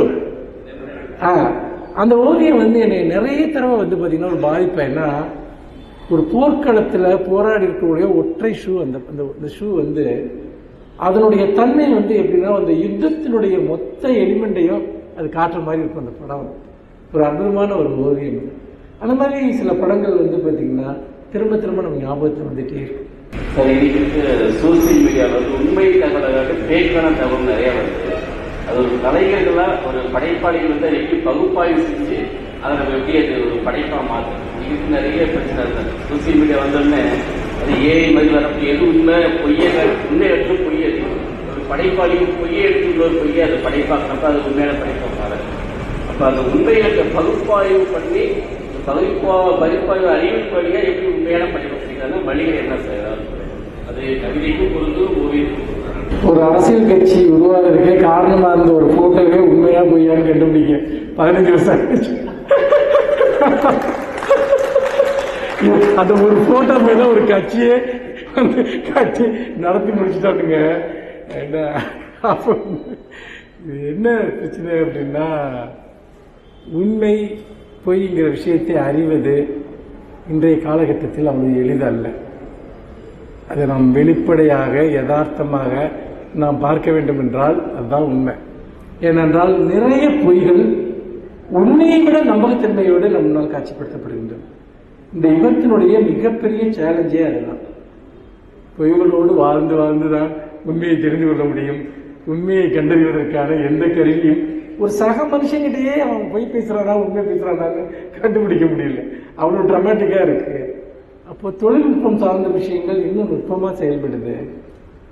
உடனடியான உண்மைகளை அறிவதற்கான வழி எனக்கும் தெரியவில்லை என்பதுதான் அங்கே சொல்ல வேண்டும். பெயர் காரணம் இது வந்து இந்த கேள்விக்கு நான் ரொம்ப வருஷமாக பதில் சொல்லிட்டு இருக்கேன். எனக்கே போர் அடிச்சு போய் ஒவ்வொரு தடவையும் ஒரு காரணம் சொல்ல ஆரம்பிச்சுட்டேன். எப்போ ஒரே ஹிஸ்ட்ரியை கேட்டாங்கன்னா நமக்கு சொல்கிறதுக்கு போர் அடிக்கும். அதனால வேறு வேறு ஹிஸ்ட்ரி சொல்லுவோம் இல்லையா. ஆனால் கூட உங்ககிட்ட அப்படி இல்லாமல் ஜஸ்ட் அது ரொம்ப ஒரு சின்ன ஒரு விஷயந்தான். முதல்ல அது யாருக்குமே இருக்கக்கூடாத பேராக இருக்கணும்னு நினச்சேன். எனக்கு இப்போ இன்றைக்கி ஒரு ஷர்ட் போட்டு வரேன்னு வச்சுங்க, அதே மாதிரி சட்டை யாராவது போட்டிருந்தா எனக்கு ரொம்ப எரிச்சலாக இருக்கும். ஐயோ இன்னைக்கு பார்த்து இதை போட்டு வந்துடுவேன் அப்படின்றது. அது ஒரு சின்ன எப்பவுமே ஒரு எக்ஸ்க்ளூசிவ்னஸ்க்கு விரும்பக்கூடிய ஒரு மைண்டோட ஒரு பிரச்சனை தான் அது. அப்படி சில பேர் போட்டு வருவானுங்க, ரொம்ப கடியாக இருக்கும். அப்போ பேர் ரொம்ப நம்ம பேர் பெக்குலியராக இருக்கணும் அப்படின்னு ஒரு ஆசை வந்து நான் ரொம்ப சின்ன வயசுலேயே படிக்க ஆரம்பிச்சிட்டேன், எழுத ஆரம்பிச்சிட்டேன். என்னுடைய முதல் புத்தகம் வந்தப்போ எனக்கு 15 வயசுல என்னுடைய முதல் புத்தகம் வந்துடுச்சு. அப்போது இந்த எனக்கு ரிலிஜனில் எல்லாம் நம்பிக்கை கிடையாது. நான் சின்ன வயசுலேயே நான் ரொம்ப ஏத்திஸ்ட் ஆகிட்டேன். பெரியாருடைய புத்தகங்கள்லாம் படித்தேன், நான் ரொம்ப ஏத்திஸ்ட் ஆகிட்டேன். எனக்கு வந்து எந்த மத அடையாளமும் இல்லாத, எந்த ஒரு கம்யூனிட்டி அடையாளமும் இல்லாத ஒரு பேர் வச்சுக்கணும்னு தோணுச்சு. அப்போது நான் போய் புக்ஸ் எல்லாம் படிப்பேன். இந்த வேர்ட்ஸோட மீனிங்லாம் எனக்கு ரொம்ப பிடிக்கும். அப்போ ரேடியோவில் வந்து ஒரு மலையாள நாடகம் ஒன்று கேட்டேன். அந்த நாடகத்தினுடைய பெயர் வந்து மனுஷ்யபுத்திரன். அந்த பேர் எதை குறிக்குது, அது யாருடைய பேரா அதெல்லாம் எனக்கு தெரியாது. அந்த பேரை வச்சுக்கிறப்போ எனக்கு 13 வயசு, ரொம்ப சின்ன பையன். அப்போவே நான் பத்திரிகைகளுக்கெல்லாம் சின்ன சின்னதாக கவிதைகள் இதெல்லாம் எழுதுவேன். மனுஷ்யபுத்திரன் அந்த மலையாள நாடகத்தில். அப்போ நான் என்னென்னா மனித குலத்தின் மகன் அப்படிங்கிற ஒரு பொருளில் மட்டுமே நான் அதை எடுத்துக்கிட்டேன். அதுக்கு அடுத்த 2 வருடத்துல என்னுடைய புத்தகம் வந்துருச்சு, மனுஷ்யபுத்திரனின் கவிதைகள்னு. அந்த புக்கு ரொம்ப அந்த பேர் ரொம்ப பாப்புலராக பேசப்பட்டது. அப்படியே அந்த பேர் எஸ்டாப்ளிஷ் ஆயிடுச்சு. அதுக்கப்புறம்தான் எனக்கு தெரியும் அது ஜீசஸ் கிறிஸ்டோட பேருன்ட்டு. தமிழில் மனுஷகுமாரன் சொல்கிறோம் இல்லையா, அது மலையாளத்தில் மனுஷ்யபுத்திரன் வந்துட்டு. என்னடா எந்த மத அடையாளமும் இல்லாத ஒரு பேர் வச்சுக்கணும்னு நினச்சா, நான் கடைசியில் இது ஜீசஸ் கிறிஸ்டோட பேர் அப்படின்னு ரொம்ப இதாக இருந்துச்சு. ஆனால் கூட வந்து அந்த பேர் எஸ்டாப்ளிஷ் ஆகிடுச்சு. அது அப்படி தான் அந்த பேர் வச்சுக்கிட்டோம். அது ரொம்ப ஆக்சிடென்டலாக வச்சுக்கிட்ட ஒரு விஷயம். அவ்வளோதான்.